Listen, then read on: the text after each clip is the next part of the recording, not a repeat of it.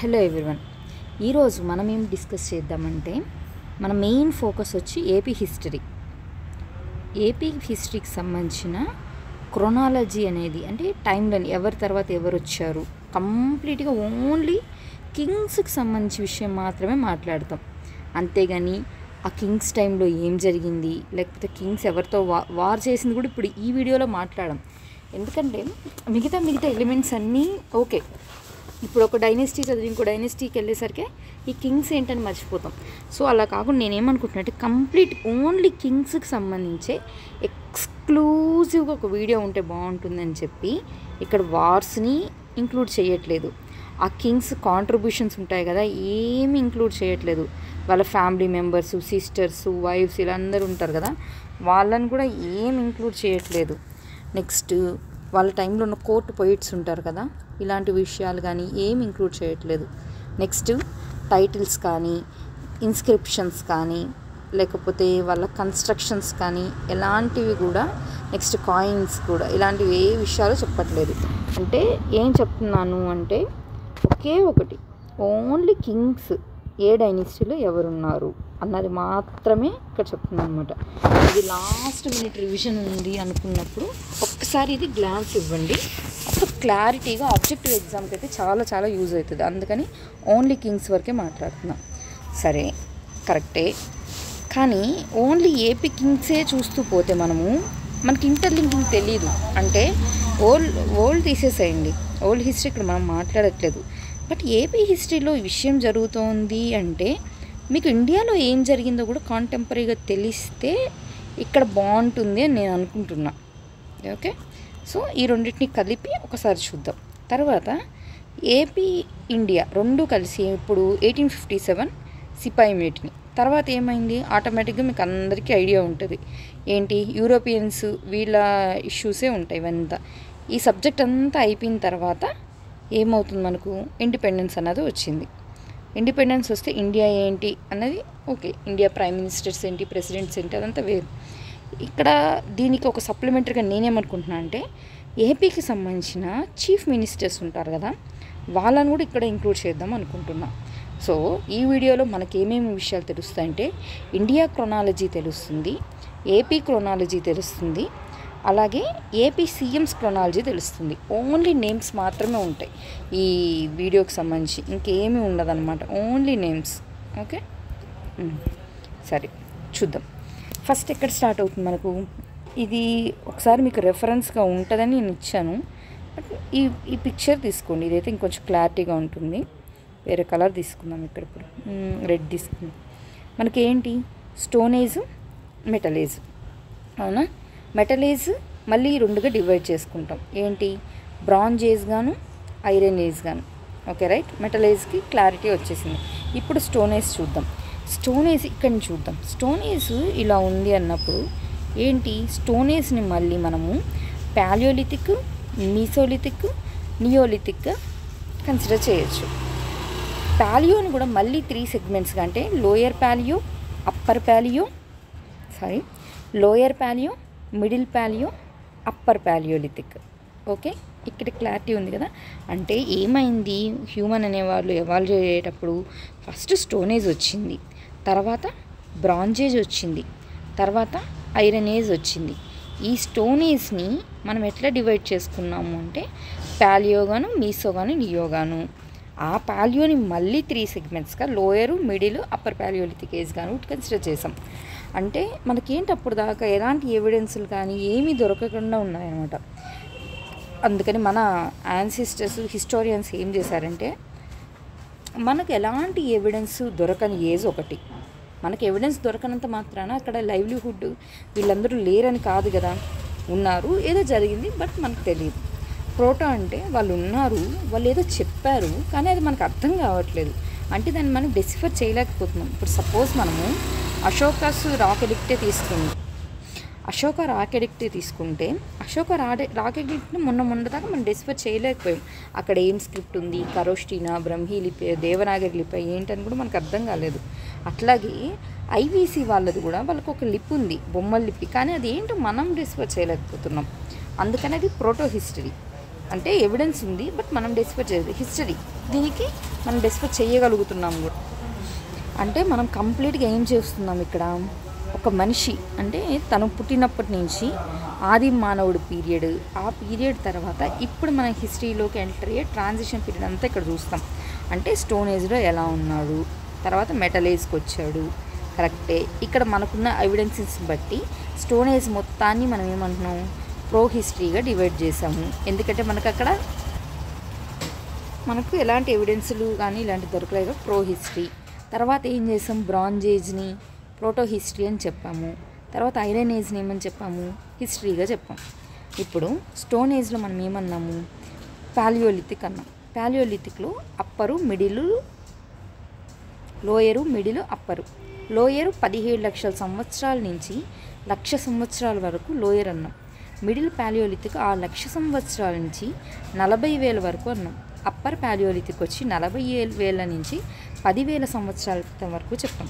ఇప్పుడు మీసోలిథిక్ వచ్చాం, అంటే 10,000 నుంచి 7,000 వరకు చెప్పాం. 7,000 నుంచి నియోలిథిక్ అంటే 2,500 బీసీ వరకు వచ్చేసి నియోలిథిక్ అన్నాం.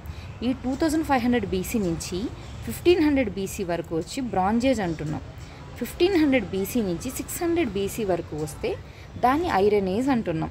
ఇలా మనిషి అనేవాడు ఎవాల్వ్ అవుతూ వచ్చాడనమాట. ఓకే, ఇప్పుడు హిస్టరీ దగ్గర చూద్దాం. ఎందుకంటే మనకు ప్రో హిస్టరీ ఒక క్లారిటీ వచ్చింది, ప్రోటో హిస్టరీ అంటే ఐవీసీ వరకు అని వచ్చింది. ఇప్పుడు మనం మాట్లాడాల్సింది ఎవరి దగ్గర నుంచి మాట్లాడాలి, మనం వచ్చేసి ఐరన్ ఏజ్ అంటే మనకు కావాల్సింది ఏంటి, హిస్టరీ గురించి మాట్లాడాలి, అంతేనా. హిస్టరీ అంటే ఎక్కడి నుంచి స్టార్ట్ అయింది, ఐరన్ ఏజ్ కింద స్టార్ట్ అయింది అని తీసుకున్నాం. అంటే మనకి ఏదో ఒక సోర్సెస్ ఉన్నాయి, అది ఏమైండొచ్చు, ఆర్కియాలజిక్ ఎవిడెన్స్ అయి ఉండొచ్చు, కాయిన్స్ అయి ఉండొచ్చు, లేకపోతే లిటరేచర్ వర్క్ ఏదైనా ఉంటే లిటరీ వర్క్ అలాంటివైనా అయి ఉండొచ్చు అనమాట. అట్లా సరే, హిస్టరీ ఏంటి, ఫస్ట్ హిస్టరీ ఎక్కడ స్టార్ట్ అవుతుంది, ఐరన్ ఏజ్. ఎందుకంటే అప్పుడు దాకా మనకు ఐరన్ అని తెలియదు. ఫస్ట్ ఇది ఎవరి వల్ల తెలిసిందంటే ఆర్యుల్స్ వాళ్ళ ఇన్వేషన్ వల్లే, ఆర్యుల్ దండయాత్ర ఇలా చెప్తూ ఉంటాం కదా, అట్లా ఆర్యుల రాకతోనే మనకు ఐరన్ అనేది తెలిసిందనమాట. ఈ ఏజ్ని ఎట్లా 1500 to 600 బీసీ అన్నాము. దీన్ని కూడా రెండుగా డివైడ్ చేస్తామన్నమాట. 1500 బీసీ టు 1000 బీసీని ఒక period, early Vedic period. 1000 to 600 బీసీని లేటర్ వేదిక్ పీరియడ్ అని చెప్తామన్నమాట. అంటే ఋగ్వేదిక్ పీరియడ్ ఇలాంటివి అనమాట. అంటే ఇది ఇక్కడ వేదిక్ లిటరేచర్ అని మనకు ఉంది, అందులో లిటరరీ సోర్స్ వల్ల మనం చెప్పగలుగుతున్నాం అన్నమాట ఏం జరిగిందని. కాబట్టి దీన్ని హిస్టరీగా డివైడ్ చేసామన్నమాట. ఆర్యస్ తర్వాత ఏమైంది అంటే వాళ్ళు వచ్చారు, ఎక్కడ వెస్ట్ సైడ్ వచ్చి మనకు సెట్ అవుతూ ఉన్నారు. ఆ టైం తర్వాత ఏమైంది, ఇది అయిన తర్వాత 600 to 300 బీసీ. ఈ టైంలో మనం ఇండియాలో చూస్తే సోషియో రిలీజియస్ రిఫార్మ్ మూమెంట్స్ లాంటివి చూస్తున్నాం. అంటే సంథింగ్ బుద్ధ గారు కానీ తీర్థంకర గారు కానీ వీళ్ళందరూ పుట్టిన టైం ఇది. ఈ టైంలో వచ్చేసాయి అంటే ఇవి మనకు తెలుస్తున్న టైం అనమాట. ఇప్పుడు కొంచెంగా వేదిక్ వచ్చింది, వేదిక్ లిటరేచర్లో సుప్రిమసీ ఆఫ్ బ్రాహ్మిన్స్ పెరిగింది కాబట్టి దానికి అగెయినెస్ట్గా వచ్చిందే కదా సోషియో రిలీజియస్ రిఫార్మ్ మూమెంట్స్. అంటే ఆర్యాస్ అనే వాళ్ళు ఉన్నది కాస్త వాళ్ళు సెటిల్ అవుతూ ఉన్నారు. ఆ తర్వాత 600-300 బీసీ వచ్చేటప్పటికి ఏం జరిగింది అన్నది ప్రపంచంలో చూస్తే, ప్రపంచం కాదు ఇండియాలో. ఇంకొకటి ఈ టైం లైన్స్ కూడా ఇప్పుడు దాకా చెప్పినవి ఇండియాకి వేరుగా ఉన్నాయి, కొన్ని వరల్డ్కి కూడా కొన్ని వేరు ఉంటాయి. కొన్ని ఇయర్స్ ఏంటంటే కొన్ని బుక్స్లో అంటే మ్యాక్సిమం ఆఫ్ ద బుక్స్ ఏం నెంబర్ ఇచ్చారో అవే రాశారు. ఇప్పుడు 2500 నుంచి కానీ 1500 అన్నవి కానీ 600 బీసీ అన్నవి కానీ చాలా బుక్స్లో మారుండొచ్చు కూడా. బట్ మేజర్ వేరియేషన్ ఏమి ఉండదు, ఆల్మోస్ట్ అంతా సేమ్గానే ఉంటుంది. ఒక అప్రాక్సిమేట్ డేట్ అయితే కరెక్ట్గా ఉండాలి కదా, అందుకని అనమాట. సరే, ఇప్పుడు సోషల్ రిలీజియస్ రిఫార్మ్స్ అనేవి జరుగుతూ ఉన్నాయి. ఆ టైంలో బుద్ధ గారు ఇట్లా తీర్థంకర వీళ్ళందరూ వచ్చారన్న. అంటే ఆరియన్స్ ఉన్నారు, ఇటు side west side of the India side ఉన్నారు. ఇదంతా మనం అప్పుడు మాట్లాడేటప్పుడు ఇంకోటి ఏం గుర్తెచ్చుకోవాలంటే, ఇప్పుడు మనం మాట్లాడుతుంటే ఇది ఇప్పుడున్న ఇండియా అని కూడా కాదనమాట. అప్పుడు మనం అంటాం కదా అఖండ భారతం, ఇటు పాకిస్తాను, బంగ్లాదేశు, శ్రీలంక ఇలాంటివన్నీ కలిపితేనే ఇది అఖండ భారతం అవుతుంది అంటారు కదా. అట్లా ఆ అఖండ భారతం గురించి మాట్లాడుతున్నాం, ఇప్పుడు ఇండియా కాదు, అది గుర్తుంచుకోవాలి. ఓకే, ఇప్పుడు ఏం మాట్లాడుతున్నాం మనం, వెస్ట్ సైడ్ ఆర్యాస్ ఉన్నారు కరెక్టే. మరి ఇండిజినస్గా అంటే మన ఇండియా ల్యాండ్ మీద ఏమున్నాయి అంటే జనపదాస్ ఉన్నాయన్నమాట.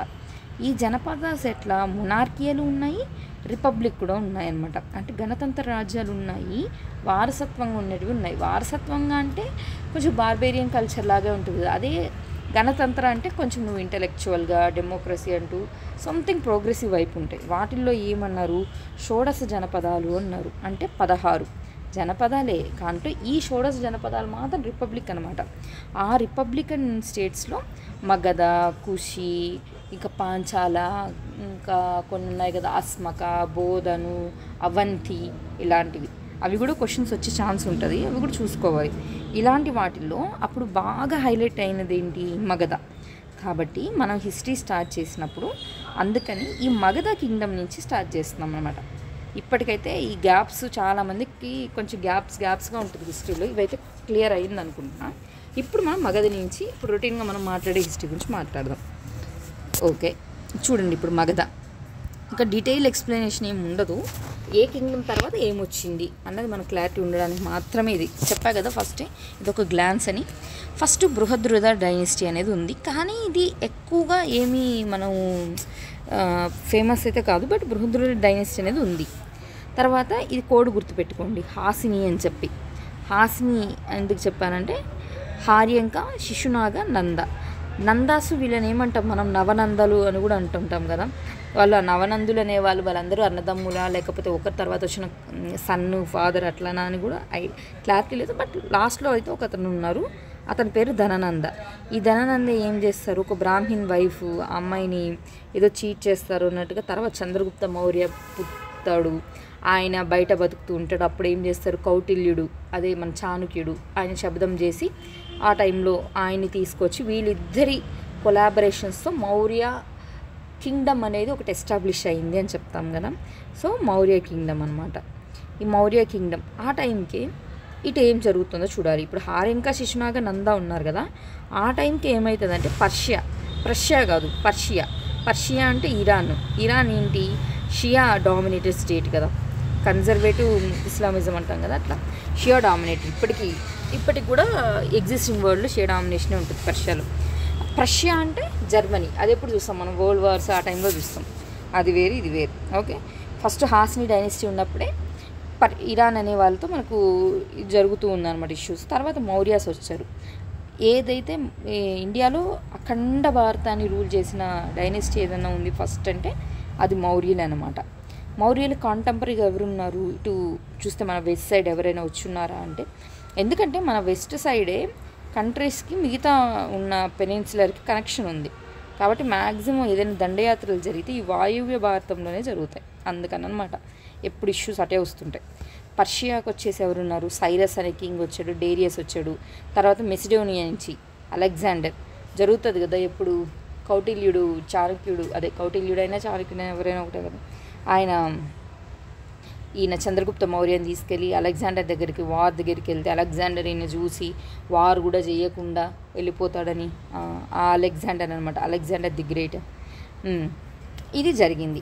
ఇప్పుడు ఇది ఎంతవరకు ఇలా జరిగిందా అని చెప్పడం కాదు మనకు కావాల్సింది. మనం ఏం చెప్పగలగాలి అంటే, అంత పెద్ద కింగ్డమ్ తర్వాత డిసింటిగ్రేట్ అయిపోతే మౌర్య కింగ్డమ్, నెక్స్ట్ వచ్చిన వాళ్ళు ఎవరో మనం గుర్తుపట్టాలి, అది గ్రేట్. అట్లా ఎవరున్నారు అంటే ఈ కోడ్ గుర్తుపెట్టుకోండి. ఇక్కడ వైసీపీ లాగా కొంచెం యవనులు అలాగే వాళ్ళని ఏమనొచ్చు, ఇండో గ్రీక్స్ అని అనొచ్చు, లేకపోతే బ్యాక్ట్రియన్స్ అని. తర్వాత సి అంటే ఎస్ రాయాలి యాక్చువల్గా, కానీ గుర్తుంటుందని చెప్పి సి రాసనమాట. షకాస్ కానీ స్కిండియన్స్ అని కూడా అంటాం దీన్ని. పి అంటే పహలవులు అని అనొచ్చు, లేకపోతే పాద్యన్స్ అనొచ్చు. వీళ్ళతో పాటు ఎవరు అప్పుడు ఉన్న వాటిలో గ్రేట్ అని చెప్తున్నారు కదా, కుషాన్ కింగ్, కనిష్క, అట్లా కుషాన్లు వచ్చారు. వాళ్ళని యాచీ ట్రైబ్ అంటాము, లేకపోతే తొచారియన్ ట్రైబ్ అని కూడా అంటాం. వీళ్ళు ఏంటి, ఒకరి తర్వాత ఒకరు వచ్చారు. కానీ అదే టైంలో అంటే ఎట్ ఎ టైం వీళ్ళు ఏమంటున్నాం, ఒకరి తర్వాత ఒకరు అంటున్నాం. బట్ ఎట్ ఎ టైం ఏం జరిగింది అంటే, మౌర్యాస్ డిసింటిగ్రేట్ అయిన తర్వాత మనకు వచ్చేసి ఇండియా, ఇప్పుడు సపోజ్ ఇది ఇండియా మ్యాప్ లాగా తీసుకుంటే ఒకే టైంలో అంటే ఇక్కడ ఒక బెల్ట్, ఇక్కడ ఒక బెల్ట్, ఇక్కడ ఒక బెల్ట్ తీసుకుంటే ఈ పైన బెల్ట్లో ఎవరున్నారంటే కన్వాస్ ఉన్నారు. ఓకే, కన్వాస్. ఈ కింద బెల్ట్లో ఈ ఏరియా అంతా ఎవరున్నారంటే శుంగాస్ ఉన్నారు. ఓకే, ఈ కలర్ వేరుగా వేద్దాం అప్పుడు కొంచెం మర్చిపోకుండా ఉంటుంది. ఇది శుంగాస్ ఉన్నారు. వాళ్ళ తర్వాత ఎవరున్నారు ఈ ఏరియాలో, శాతవాహనాస్ ఉన్నారు. వాళ్ళు శాతవాహనాస్ పీరియడ్ అంతా 225 BC to 225 AD, అంటే అప్రాక్సిమేట్గా 450 సంవత్సరాలు రూల్ చేశారనమాట. నెక్స్ట్ ఇంకా కిందకి వస్తే సౌదరన్ మోస్ట్కి వస్తే ఏమైంది, చోళ, పాండ్య. ఈ చోళ మళ్ళీ మనకు వస్తారు. వీళ్ళు ఎవరంటే ఎర్లీ చోళాస్ అనమాట, గుర్తుపెట్టుకోవాలి. దీన్ని ఏమంటాం మనం, సంగమ్ ఏజ్. ఇక్కడ ఏమంటున్నా నేను, వెస్ట్ పార్ట్. ఇప్పుడు ఇండియా ఇలా ఉంది అంటే వెస్ట్ సైడ్ ఏం జరుగుతుంది, ఇండియా లోపల ఏం జరుగుతుంది అనే విషయం చెప్పా. ఇక్కడ ఇటైతే వైసీపీ, ఇటైతే కన్వాసుంగ, శాతవాహన, చేరచోళ, పాండ్య అన్న. ఓకే, వీళ్ళ తర్వాత ఏంటి, వీళ్ళ తర్వాత మళ్ళీ అంతగా రూల్ చేసింది ఎవరు ఉన్నారు అంటే గుప్తాస్ గురించి మాట్లాడతాం మనం. గుప్తాస్ టైంలోనైనా పురాణాలన్నీ కంపైలేషన్ చేయడం స్టార్ట్ చేశారు, సైంటిఫిక్ అడ్వాన్స్మెంట్ అన్నారు. అఫ్కోర్స్ ఆ టైంలో మనకు సోషల్ ఈవిల్స్ కూడా ఎక్కువయ్యాయి, సతీ కానీ ఇలాంటి ఇష్యూస్ అన్నీ కూడా. కానీ బట్ ఆ టైంలో సైంటిఫిక్ అడ్వాన్స్మెంట్ అయితే జరిగింది కదా, గుప్తాస్ అనగానే అట్లా గుర్తు రావాలన్నమాట. వాళ్ళకి కాంటెంపరీగా వాకటకాస్ ఉన్నారు, శకులు కూడా ఉన్నారు.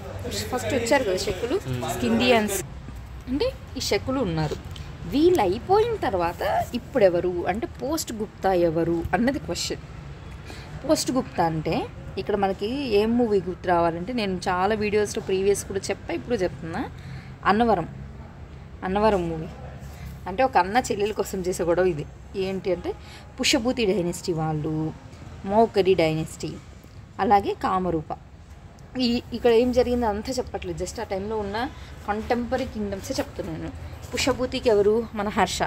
లాస్ట్ హిందూ రూలర్ అంటే ఎవరు, హర్షనే అని చెప్తాం కదా, హర్షకి ఏది వాళ్ళ ఇది ప్లేసు, స్థానేశ్వర్. మౌకరి వాళ్ళ సిస్టర్ వాళ్ళది ఏది, కనౌజే కదా. తర్వాత మగధ అయిపోయింది, ఇప్పుడు దాకా మగధ చదువుతా ఉన్నాం మనం. మగధ తర్వాత ఎవరు వస్తున్నారు లైమ్లైట్లోకి, కనౌజ్ వస్తుంది. అదేంటి ఎవరు, మౌకరి డైనెస్టీ. కామరూప ప్లేస్ అంటే ప్రజెంట్ అస్సాం. వీళ్ళది ఎవరు, వర్మ డైనెస్టీ. గొడవ ఎవరితో, వీళ్ళతో. ఎవరితో, మైత్రిక అంటే గుజరాత్, గౌడ అంటే వెస్ట్ బెంగాల్. ఇప్పుడు కూడా అంతే కదా, మైత్రిక. యాక్చువల్గా అప్పుడు వాళ్ళిద్దరు బాగా క్లోజ్, అందుకే మైత్రిక అంటే గుజరాత్. ఇప్పుడు మోడీకి అలాగే మమతా బెనర్జీ వెస్ట్ బెంగాల్ పడట్లేదు కదా, కానీ అప్పుడు వాళ్ళిద్దరు సపోర్ట్ చేసుకున్నారు ఒకరికొకరు. వీళ్ళు ఒక పార్టీ అయితే ఆ 3 డైనెస్టీస్ ఒక పార్టీగా జరిగింది. హర్షకి అక్కడే గొడవ ఇంకెక్కడైనా జరిగిందా అంటే, హర్ష ఇంకో ఎపిసోడ్ ఎక్కడంటే హర్ష సదరన్ మోస్తో ఎక్కడ అంటే పులకేసి 2 అనగానే మనకి ఎవరు గుర్తు రావాలి, బాదామి చాళుక్యాస్. ఇక్కడ ఇప్పుడు ఏంటంటే నేను కంప్లీట్ సదరన్ మోస్ట్కి వెళ్దాము, తర్వాత మనం కాంటెంపరీగా నార్త్లో ఏం జరిగిందో చూద్దాం. ఎందుకంటే ఇక్కడ ఒకరి తర్వాత ఒకరు మొత్తం వార్సే ఉంటాయి. అందువల్ల సదరన్ చెప్తూ నార్త్ చెప్తాను అనుకోండి కన్ఫ్యూజ్ అయిపోతారు. సో ఫస్ట్ సదరన్ చూసి తర్వాత మనం నార్త్ చూద్దాం. దీన్ని ఏమంటారంటే ఒక రకంగా చాళుక్య యుగం అంటారు. ఎందుకంటే 6th సెంచరీ నుంచి 12th సెంచరీ వరకు దాదాపు 600 సంవత్సరాలు ఈ చాళుక్యాస్ అనే సక్సెషన్ అనేది జరుగుతూనే ఉంటుంది. ఏంటి ఫస్ట్ ఎవరు, బాదామి చాళుక్య. ఇది చాలా చాలా ఇంపార్టెంట్, చాలా క్లమ్జీ టాపిక్ కూడా, ఒక్కసారి చూడాలి ఇది. బాదామి చాళుక్యాస్ వీళ్ళ టైం పీరియడ్ ఏంటి, 6th century to 8th century. వాళ్ళలో గ్రేటెస్ట్ కింగ్ ఎవరు, పులకేసి 2. ఈయన అసలు మర్చిపోకూడదు. ఇక్కడ ఏవైతే హిట్టింగ్ ఏ టాపిక్స్ లాగా ఉంటుందో ఆ కింగ్సే చెప్తున్నాను, ఇంకేం చెప్పట్లేదు నేను. పులకేసి 2 తర్వాత బాదామి చాళుక్యుల తర్వాత ఎవరు వచ్చారు, రాష్ట్రకూటుల తర్వాత ఎవరు వచ్చారు, కళ్యాణి చాళుక్యులు. ఇదంతా వెస్ట్ పార్ట్ ఆఫ్ ద ఇండియాలో జరుగుతుంది. అంటే ఎక్కడ, బిలో గుజరాత్, ఈ మహారాష్ట్ర, మలబారు, ఈ కెనరా రీజియన్ అనమాట. అంటే కర్ణాటక, కేరళ ఈ ప్లేసుల్లో ఇవి ఇక్కడంతా జరుగుతుంది. అంటే బాదామి చాళుక్యులస్లో ఉన్న కీర్తివర్మ 2 లాస్ట్ కింగ్ని దంతిదుర్గుడు చంపి రాష్ట్రకూట కింగ్డమ్ని ఎస్టాబ్లిష్ చేశాడు. ఎప్పటి వరకు ఉంది రాష్ట్రకూట కింగ్డము, 8th నుంచి 10th సెంచరీ వరకు ఉంది. రాష్ట్రకూట లాస్ట్ కింగ్ అయిన కర్కరాజుని చంపి తైలా 2 అనే ఆయన కళ్యాణి చాళుక్యస్ కింగ్డమ్ని ఎస్టాబ్లిష్ చేశాడు. కళ్యాణి చాళుక్యులు ఎక్కడి నుంచి ఎక్కడికి ఉన్నారు, 10వ శతాబ్దం నుంచి 12వ శతాబ్దం వరకు ఉన్నారు. వీళ్ళు అంటే కళ్యాణి చాళుక్యస్లో ఉన్న లాస్ట్ కింగ్ ఎవరు, సోమేశ్వర 4ని బిల్లమా 5 అనే అతను చంపి ఏం చేశాడు, నెక్స్ట్ వచ్చి ఏం చేశాడు ఇతను, యాదవ డైనెస్టీని ఎస్టాబ్లిష్ చేశాడు. యాదవ డైనెస్టీ ఎక్కడి నుంచి ఉంది, 1850 నుంచి 1334. అంటే చూస్తే 9th సెంచరీ నుంచి 14th సెంచరీ వరకు ఉన్నారు. ఓకే, ఇందాక వాటన్నిటికీ అంత పర్టికులర్ ఇయర్స్ చెప్పలేదు, ఎందుకంటే దాని మీద కాంట్రవర్సీస్ ఉన్నాయి. బట్ ఇక్కడైతే ఇక్కడ నుంచి మనకి ఇయర్స్ పర్టికులర్గా తెలుస్తున్నాయి కాబట్టి ఇక్కడ ఇయర్స్ మెన్షన్ చేస్తున్నాం. యాక్చువల్గా చెప్పాలంటే కళ్యాణి చాళుక్యులర్స్ పెద్ద ఇంకెవరు కూడా ఉండరు అనమాట. ఎవరు ఉంటారు?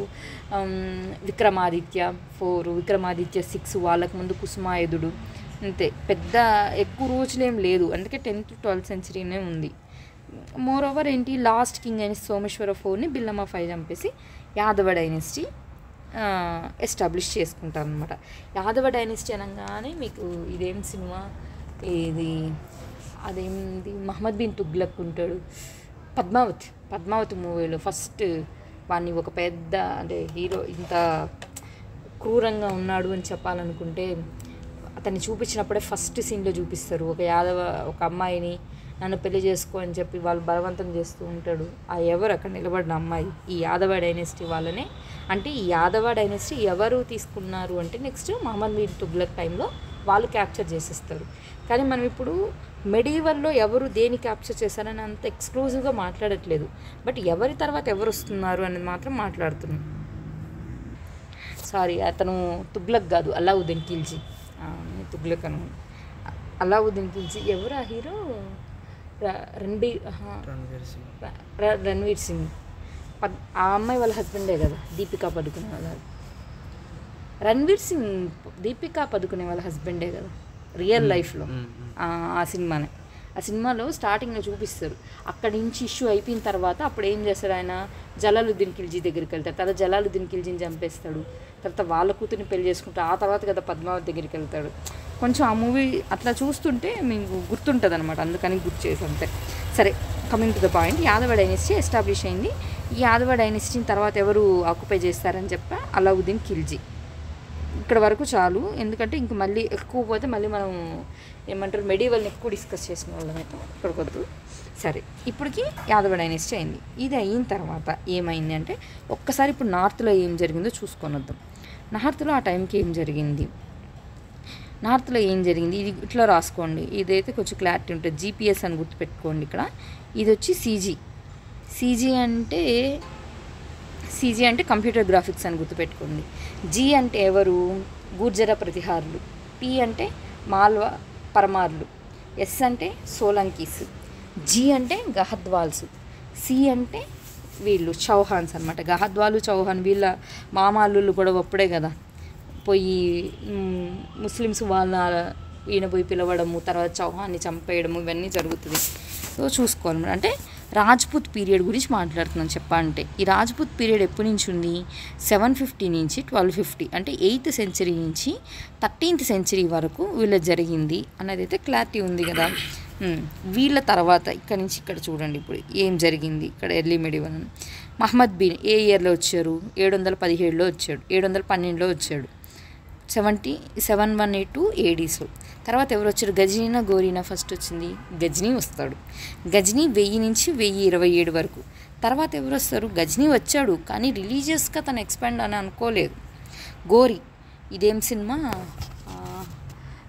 భీమ్లా నాయక్లో కూడా ఒక డైలాగ్ ఉంటుంది కదా, గోరీనే ఎందుకు గుర్తున్నాడు, గజనీ మహమ్మద్ దండయాత్ర, వాడిని చంపినోడు ఎవరు, ఇట్లా డైలాగ్స్ ఉంటాయి కదా. ఎందుకు గజనీనే అన్నిసార్లు చెప్పారంటే ఎన్ని వార్స్ జరుగుంటేనే కదా. అంటే ఇప్పటిదాకా రూలింగ్ అంతా వన్ సైడ్గా ఉంది. ఇండియా అంటే ఇండిజినస్గా ఉన్న కింగ్స్ వాళ్ళలో వాళ్ళు కొట్టుకొని అట్లా తీసుకున్న క్యాప్చరింగ్ ఉంది.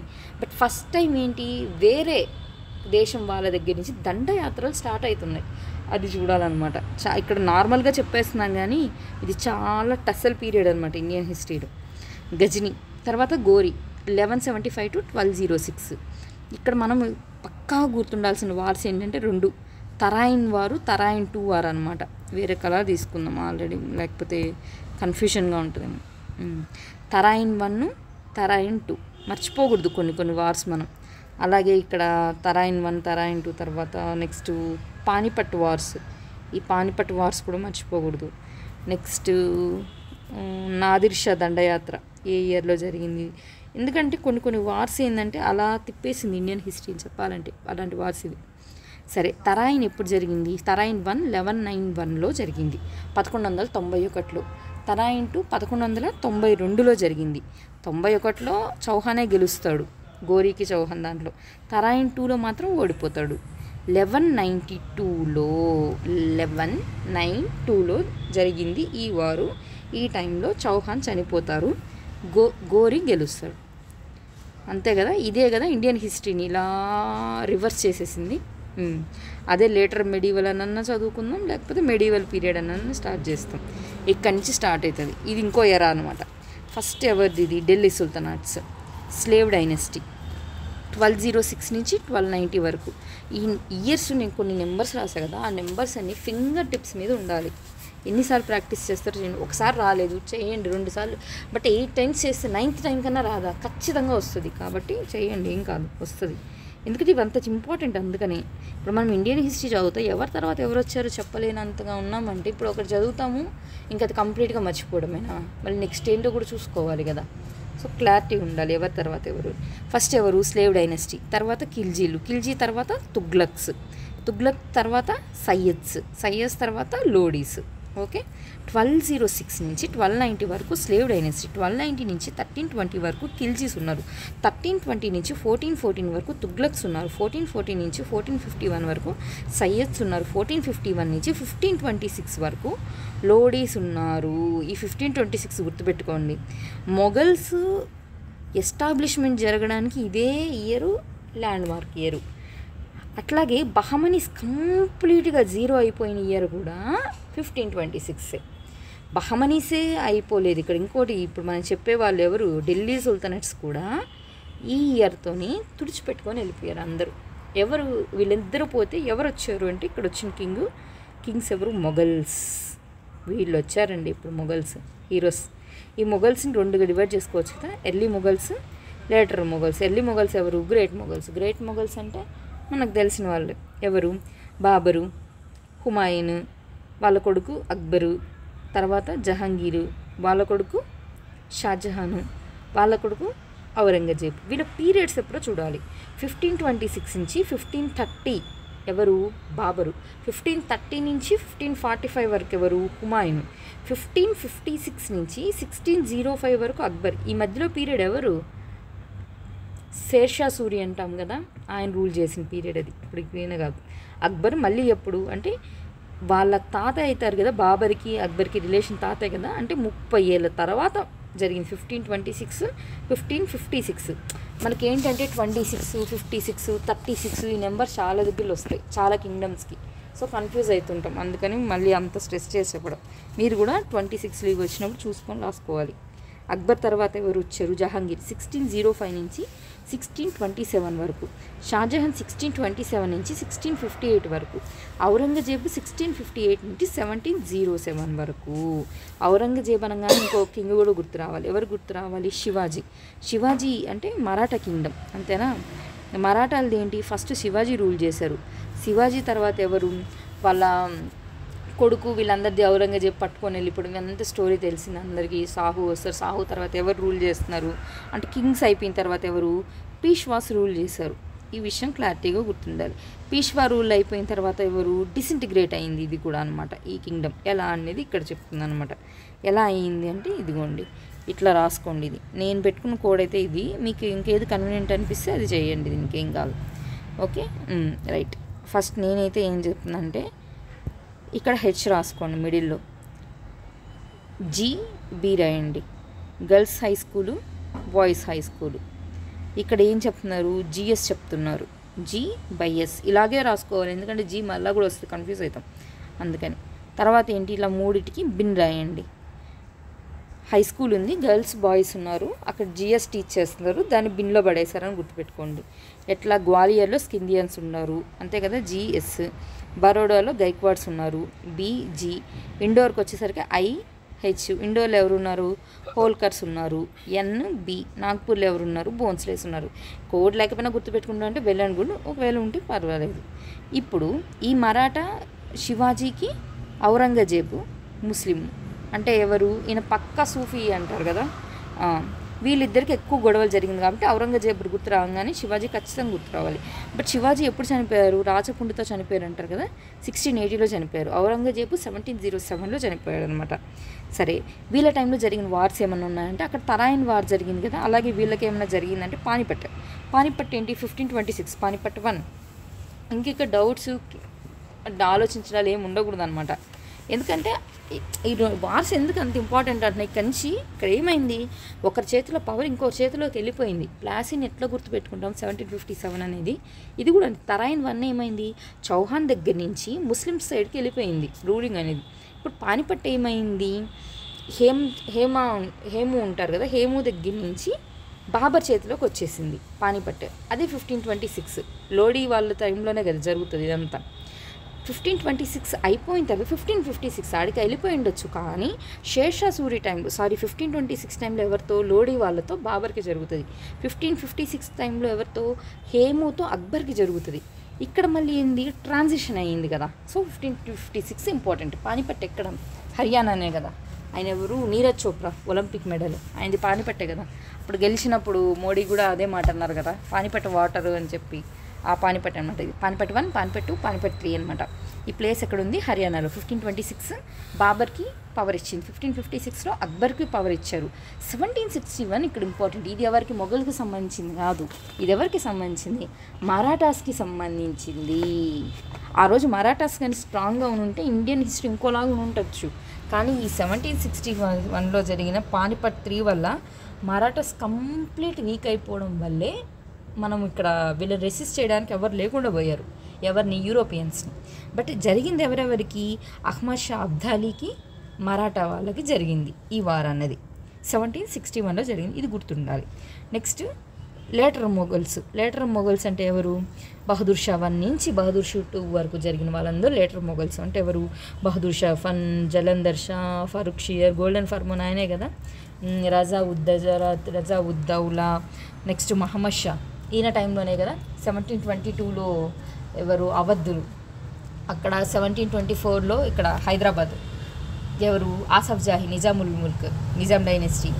తర్వాత అహ్మద్ షా, తర్వాత ఎవరు, అలంగీరు, అలీ గౌహర్. ఈ అలీ గౌహరే కదా బాటిల్ ఆఫ్ బక్సార్ వాళ్ళు 1761లో 64లో పార్టిసిపేట్ చేసేది ఎవరు, అలీ గౌహరే.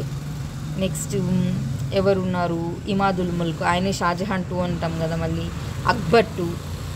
అక్బర్ 2నేనా రాజా రామ్మోహన్ రాయ్కి రాజా అని టైటిల్ ఇచ్చేది. తర్వాత బహదూర్ షా 2, 1857 రివల్యూషను, బక్తా ఖాను, ఇవందరు ఎవరు, ఈ బహదూర్ షా 2. అక్కడికి అయిపోయి 1857 సిపాయి మ్యూటినీ స్టార్ట్ అయింది. తర్వాత యూరోపియన్స్ వాళ్ళు అఫ్కోర్స్ అప్పటికే వాళ్ళ గొడవలన్నీ అయిపోయింది. తర్వాత ఎవరు 1857 తర్వాత వీళ్ళు అంటే బ్రిటిష్ ఇండియా వచ్చేసింది, కంప్లీట్ క్రౌన్ రూల్ అనేది స్టార్ట్ అయిపోయింది ఇండియన్ హిస్టరీలో. తర్వాత 1947 వరకు ఏం జరిగింది అన్నది మిగతా ఇష్యూస్ చూస్తాం. బట్ అవైతే ఎక్కువ చదువుతాం మనం స్ట్రాంగ్గా. నాకు తెలిసినంత 1707 నుంచే ఏపీపీఎస్సీ అయినా టీఎస్పీఎస్సీ అయినా అది మోడర్న్ హిస్టరీగానే కన్సిడర్ చేస్తుంది కాబట్టి అక్కడి నుంచి మొత్తం ఏ కింగ్ ఉన్నారు ఎవ్రీథింగ్ మైన్యూట్ డీటెయిల్స్ చదువుతాం. బట్ లాగింగ్ అంతా ఇక్కడ ఉంటుంది, అందుకని ఇక్కడ దాకా ఇష్యూ మ్యాక్సిమం కవర్ చేశానని అనుకుంటున్నా. ఇంకేదైనా డౌట్ ఉన్నా కూడా కింద చెప్పండి, చూద్దాం దాన్ని. ఓకే, ఇప్పటికి ఇదంతా మనం ఏం మాట్లాడాం, ఇంతసేపు మాట్లాడింది ఇండియన్ హిస్టరీ మాట్లాడాం. ఇప్పుడు ఈ ఇండియన్ హిస్టరీకి ప్యారలల్గా ఏపీలో హిస్టరీ ఎలా మూవ్ అవుతుందో చూడాలి, అదనమాట.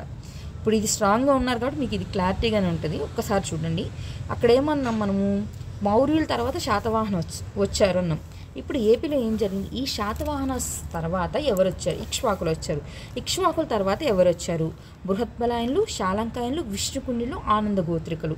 వీళ్ళ కాంటెంపరీగా ఉన్నారు ఎల్లి పల్లవాసు కాంటెంపరీగా వాకాటకాస్ ఉన్నారు. ఓకే, వీళ్ళు అయిపోయిన తర్వాత ఏం జరిగింది, తర్వాత ఏమైంది, రెండు వేరువేరుగా ఏపీ టీఎస్ రెండు వేరువేరుగా రూల్ చేయబడ్డాయి. ఎందుకు రూల్ చేయబడ్డాయి అంటే ఈ విష్ణుకుండిల తర్వాత బాదామి చాళుక్యులు వస్తారనమాట. ఓకే, ఇంతమంది ఉన్నా సరే విష్ణుకుండిలు కొంచెం చెప్పుకోదగ్గ వాళ్ళు, వీళ్ళలో వాళ్ళని బాదామి చాళుక్యుల వల్ల వాళ్ళకి లాస్ జరుగుతుంది. ఈ బాదామి చాళుక్యులు వస్తారు. బాదామి చాళుక్యుల తర్వాత ఏం జరుగుతుంది అంటే, బాదామి చాళుక్యులు కర్ణాటక దగ్గర ఉంటారు. బట్ అక్కడి నుంచి వీళ్ళు రూల్ చేయలేరు కాబట్టి ఇక్కడ ఏం చేశారంటే టీఎస్కి సంబంధించి వీళ్ళు ఫ్యూడేటరీస్ పెట్టారు. ఏపీకి సంబంధించి వీళ్ళ బ్రదర్ని పంపిస్తారు. కాబట్టి ఇక్కడ వేంగి చాళుక్యులు ఏపీని రూల్ చేస్తారు. టీఎస్లో ఏమవుతుంది, వేములవాడ చాళుక్యులు, ముదిగొండ చాళుక్యులు వస్తారు.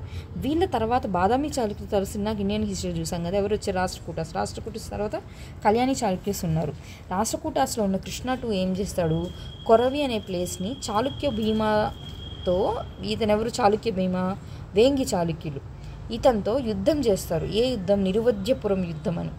ఆ వార్లో గెలుస్తాడు కృష్ణ టూ. ఆ టైంలో ఏం చేస్తాడంటే ఈ గుండ్యన అనే అతను చనిపోతాడు. అతనికి కొరివి అనే ప్లేస్ ఇస్తారు. ఓకే, అంటే రాష్ట్రకూటాస్ నుంచి టైంలో జరిగినప్పుడు ఒక ప్లేస్ వచ్చింది. తర్వాత కళ్యాణి చాళుక్యస్ టైంలో ఇంకో ఇష్యూ జరిగింది. ఏమంటే తైలా టూ అనే అతను ఏం చేస్తాడంటే ఈ వేంగి చాళుక్యులతో కాకతీయులకు సంబంధించిన ఒక అతను వెళ్ళి వాళ్ళతో ఉంటున్నాడు అనే విషయంతో సమ్ ముఠా ఇష్యూస్ అన్నీ జరిగి ఈ కాకత్య గుండెని చంపేస్తాడు. కానీ కాకత్య గుండెన కొడుకుంటాడు బేతియా. ఆ బేతియా కోసం ఏం చేస్తాడంటే హన్మకొండని ఇస్తాడు. ఎందుకు ఇచ్చాడు, వాళ్ళ అత్త ఏమొచ్చి మాట్లాడింది, ఇవన్నీ అనేది మనం మళ్ళీ డీటెయిల్గా ఉన్నప్పుడు మాట్లాడదాం. బట్ ఇక్కడ మనం మాట్లాడేది ఏంటంటే ఆ డైనస్టీ ఎందుకు వచ్చింది అంతే, ఇంకెక్కువ వెళ్ళొద్దు. సరే, ఇక్కడ వచ్చి హన్మకొండ, అలా హన్మకొండ అనేది ఎగ్జిస్టెన్స్లోకి వచ్చిందనమాట. అలా వచ్చిన కింగ్డమ్ ఎవరిది, కాకతీయులు. ఇప్పటిదాకా ఏమైంది, శాతవాహనాస్ 2 ప్లేస్ని ఏపీని టీఎస్ని రూల్ చేశారు. ఇక్ష్వాకులు కూడా ఏపీని టీఎస్ని రూల్ చేశారు. విష్ణుకుండలు కొంతవరకు ఏపీని టీఎస్ని రూల్ చేశారు. కానీ తర్వాత ఏమైంది, 2 యునైటెడ్గా రూల్ చేయబడలేదు. తర్వాత ఏమొచ్చింది, కాకతీయులు వచ్చారు.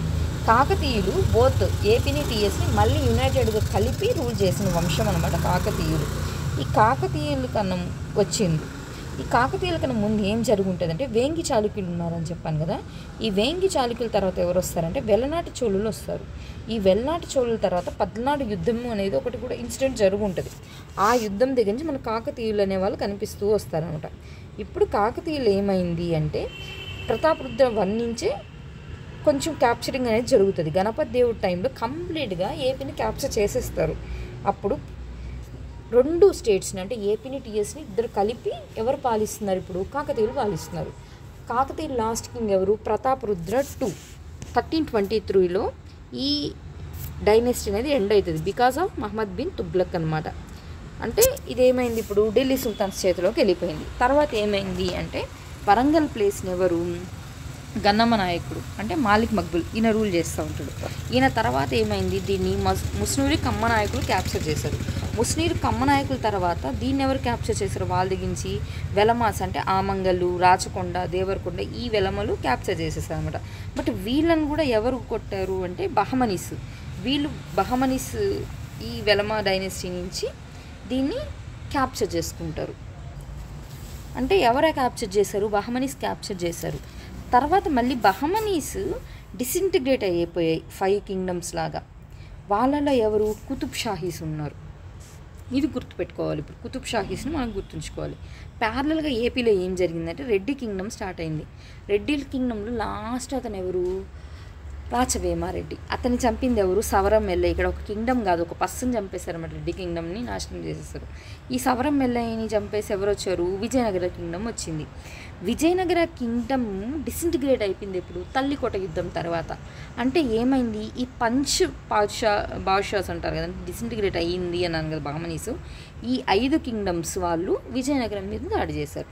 ఇప్పుడు ఏమైంది విజయనగరంకి అంటే, విజయనగరంని కుతుబ్ షాహీసు, బీజాపూర్ వాళ్ళు, మైసూర్ వాళ్ళు కొంచెం ప్లేసెస్ అన్నీ ఆక్యుపై చేసేస్తారు. అంటే ఫైనల్గా చెప్పాల్సింది ఏంటి అంటే ఏపీని టీఎస్ని మళ్ళీ కలిపి రూల్ చేసింది ఎవరంటే కుతుబ్ షాహీస్. ఈ కుతుబ్ షాహీల దగ్గర నుంచి 1767 ఇక్కడే రాసేసుకున్నాం, 1766లోను, 1788లోను, 1800లోను, 1802లోను ఎవరు ఆక్యుపై చేస్తారు, బ్రిటిష్ ఇండియా వాళ్ళు ఆక్యుపై చేస్తూ వెళ్తారు. అంటే ఈస్ట్ ఇండియా కంపెనీ వాళ్ళు కాంక్వెస్ట్ చేస్తారు. తర్వాత 1802లో ఈ ఏపీని తీసుకెళ్ళి మద్రాసులో కలుపుతారు. 1802లో 1802 తర్వాత 100 ఏళ్ళకి అంటే 1802లో కలిపారు. తర్వాత 100 ఏళ్ళు అంటే ఎప్పుడు 1903 అనుకుందాం. అప్రాక్సిమేట్ 1902 1903లో అదే మేము వీళ్ళతో కాదు, మాకు కూడా రైట్స్ ఉన్నాయని ఫస్ట్ టైం గుర్తించారనమాట. అంటే 100 ఏళ్ళ తర్వాత మెలకు వచ్చింది. తర్వాత ఒక 50 ఏళ్ళు గొడవ చేశారు. అప్పుడేమైంది, 1953లో ఆంధ్ర రాష్ట్రం ఏర్పడింది. దానికి మళ్ళీ 3 ఏళ్ళ తర్వాత తెలంగాణలతో కలిసి ఏమైంది, ఆంధ్రప్రదేశ్ ఫామ్ అయింది. మళ్ళీ గొడవలు స్టార్ట్ అయ్యి 2014లో రెసిడ్యూరీ ఆంధ్రప్రదేశ్గా మారింది. ఇప్పుడు ఇలా జరిగింది అనమాట ఏపీ హిస్టరీ. సో ఇండియన్ హిస్టరీతో కలిపి చదువుతుంటే ఇది తెలిసింది మనకు. సరే, ఇప్పుడు ఒకసారి కింగ్స్ని చూస్తూ వెళ్ళిపోదాం ఇంకా స్పీడ్గా, ఎక్కువసేపు లేకుండా. ఎందుకంటే ఇప్పుడు బ్యాక్డ్రాప్లో ఏం జరిగిందో మాట్లాడుకున్నాం కదా ఇంతసేపు. ఇప్పుడు కింగ్స్ డైరెక్ట్గా మాట్లాడదాం, ఇంకేది వద్దు పక్కన. సరే, ఈ దీపక్ అనే కథ తెలుసు కదా. ఎవరు, శాతడు అనే ఒక లైన్ మీద, శాతడు అతనికి ఒక అప్పర్ కాస్ట్ బ్రాహ్మణ్కి పుట్టిన అతనే శాతవాహనుడు. ఆ శాతవాహనుడు ఈ దీపకర్ణికి అడవిలో దొరుకుతాడు. ఎందుకంటే ఆ సింహం మీద నడుస్తూ ఉంటాడు. అప్పుడు ఈయన బాణం వేసుకోవటంగానే ఆ సింహానికి విమోచనం అయిపోయి, శాప విమోచనం, ఆ మనిషిగా మారిపోయి శాతుడు అనే అతనుగా మారి అతను వచ్చి, ఇదిగోండి ఇతను నా కొడుకే, మీరు పెంచండి, నాకు శాపం విమోచనం అయిపోయిందని దీపకర్ణికి ఇస్తే శాతుడిని వాహనంగా కలిపాడు. కాబట్టి ఈ పిల్లోడికి శాతవాహనుడు అనే పేరు పెడతానని దీపకర్ణుడు ఏం చేస్తాడు, శాతవాహనం పెంచుకొని ఆయనకి పట్టాభిషేకం చేసి ఆయన రాజు చేస్తాడు. ఇక్కడ వరకు మైథాలజికల్గా కానీ కొంచెం ఏదైనా పురాణాల్లో తెలిసింది. మన దీపకర్ణి కథ ఎవరు రాశారు, సోమదేవశూరి కథా సరిత్రాంగం రాసిన కథను బట్టి మనకు కొంచెం క్లారిటీ ఉంటుంది. సరే, ఏదైతే ఏముంది ఇక్కడ శాతవాహన అతను ఉన్నాడు అనేది అయితే క్లారిటీ ఉంది కదా. అతని కొడుకు ఎవడు, శాతవాహన కింగ్స్ మాట్లాడుతున్నాం ఇప్పుడు. శాతవాహన కింగ్స్ మొత్తం 30 మంది ఉన్నారని మత్స్యపురాణం చెప్తుంది. కానీ మనం మొత్తం 23 మంది, ఇక్కడ 23 మంది వస్తారు. వీళ్ళందరూ ఎవరో ఖచ్చితంగా నేర్చుకోవాల్సిన పర్సనాలిటీస్ వీళ్ళు. సరే, ఎవరెవరు అంటే ఫస్ట్ ఎవరు, శాతవాహన కొడుకు శ్రీముఖుడు చిముకుడు. శ్రీముఖుడు అని అనొచ్చు, చిముకు అని అనొచ్చు. ఇతని తమ్ముడు ఎవరంటే కన్హార్ కృష్ణ. ఈ శ్రీముఖుడి కొడుకు ఎవరంటే శాతకర్ణి 1. శాతకర్ణికి 1 వైఫే కదా నాగానిక. శాతకర్ణి 1 కొడుకు ఎవరు, వేదశ్రీ తర్వాత ఎవరు వచ్చారు అంటే శాతకర్ణి 2 వచ్చారు. శాతకర్ణి 2 తర్వాత ఎవడొచ్చారు అంటే కుంతల శాతకర్ణి వచ్చాడు. మళ్ళీ ఎవరు వచ్చారు, పులామావి 1 వచ్చారు. పులామావి 1 తర్వాత హాలుడు వచ్చాడు. తర్వాత GPS మన గౌతమిపుత్ర శాతకర్ణి, మన బాలకృష్ణ కొడుకులు ఇద్దరు, వాసిష్ఠిపుత్ర పులోమావి పులోమావి 2 ఆయన లేక. కాకపోతే తర్వాత ఎవరు, వాసిష్ఠిపుత్ర శివశ్రీ ఇతని చిన్న కొడుకు. తర్వాత ఎవరు, యజ్ఞశ్రీ వస్తాడు. తర్వాత విజయశ్రీ, తర్వాత చందశ్రీ. వీసీగా గుర్తుపెట్టుకొని సరిపోదు. లాస్ట్ కింగ్ ఎలాగో గుర్తుండాలి కదా, పులోమావి 3. దీంట్లో గ్రేటెస్ట్ కింగ్ ఎవరు, మన GPS మన బాలకృష్ణనే.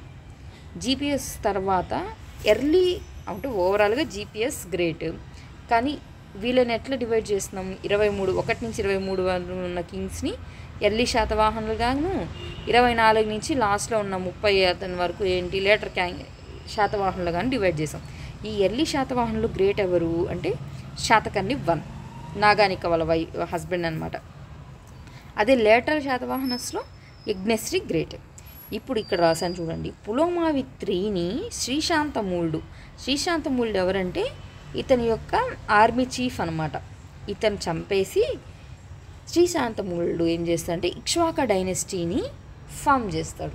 ఇక్ష్వాక అనగానే మెటర్నల్ రిలేషన్స్తో అంటే మేనరికం వివాహాలు పెంచింది ఇక్ష్వాకుస్ అనే గుర్తొస్తుంది కదా. ఇట్లా వాళ్ళు ఏం చేస్తారు తర్వాత కాంట్రిబ్యూషన్ చదువుదాము, ఎందుకంటే పక్కకి వెళ్ళిపోతుంది.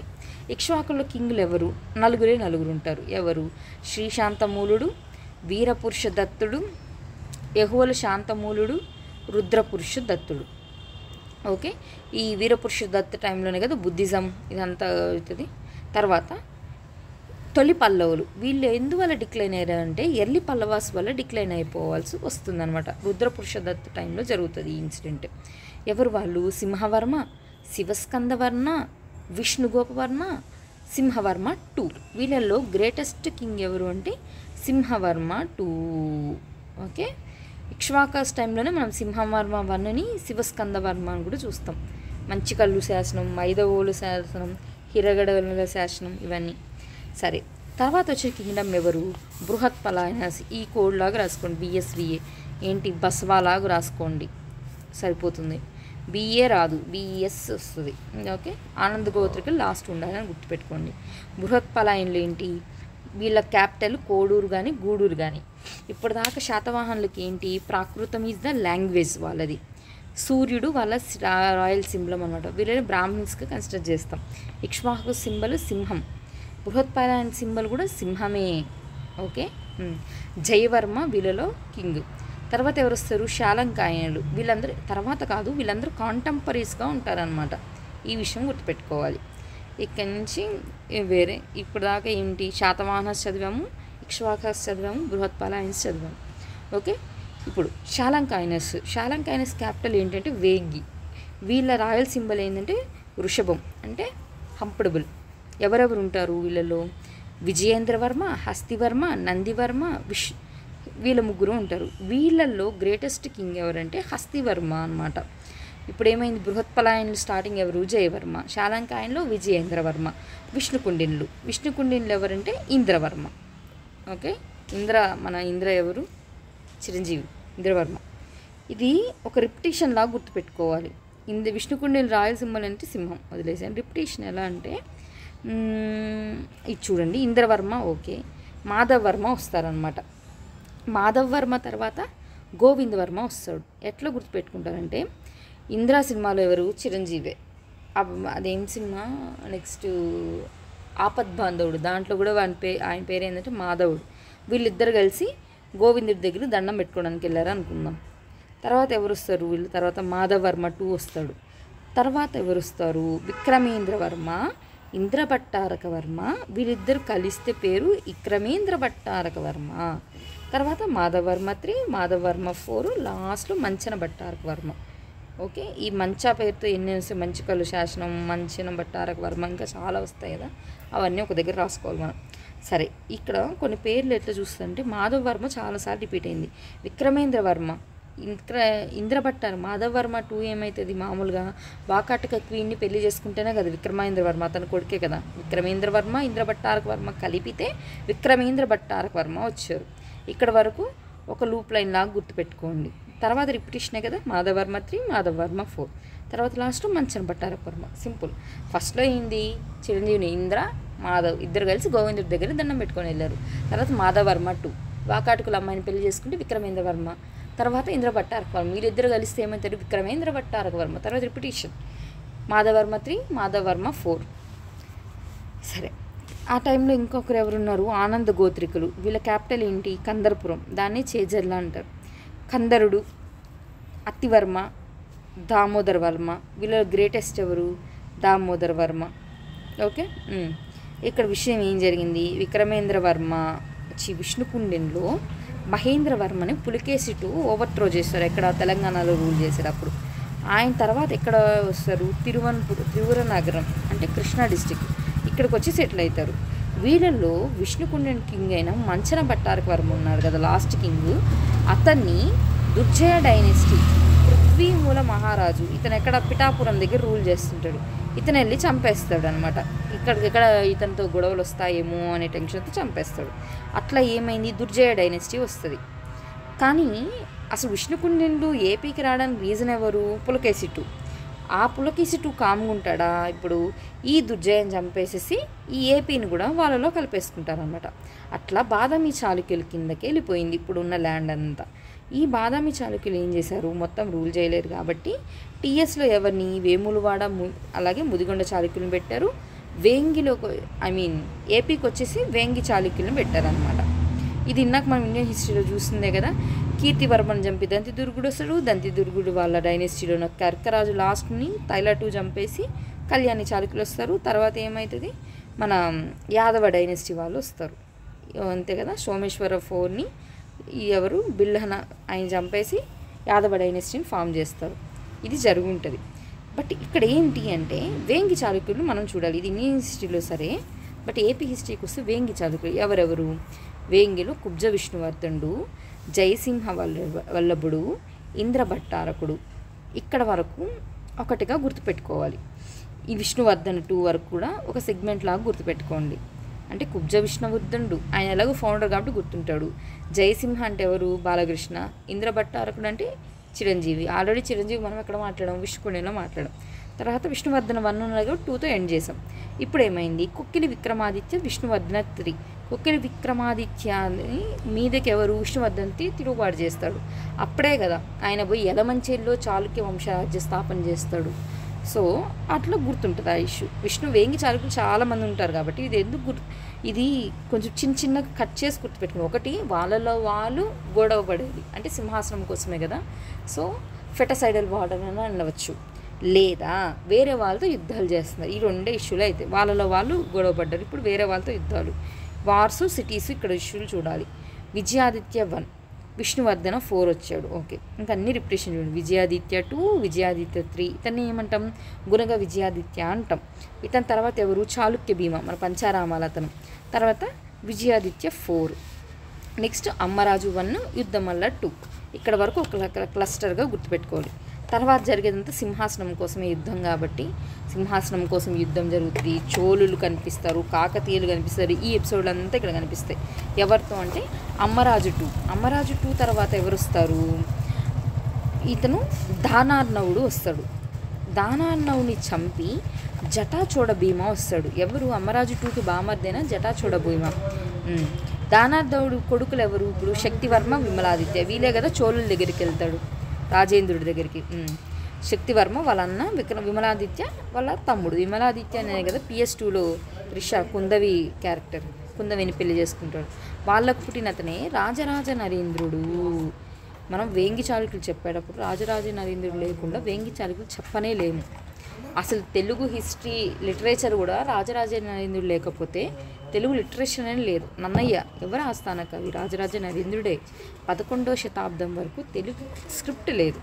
బికాస్ ఆఫ్ రాజరాజ నరేంద్రుడే తెలుగు భాషను పోషించాడు అనమాట. అప్పటిదాకా వేంగి చాళుక్యుల లాంగ్వేజ్ ఏంటి? సాంస్క్రిట్. శాతవాహనులు అయితే ప్రాకృత. ఈ రాజరాజ నరేంద్రుడు ఆస్థానంలో ఉన్నతనే నన్నయ్య. ఇక్కడ క్లారిటీ ఉంది కదా. తర్వాత ఎవరు వచ్చారు? రాజేంద్రుడు.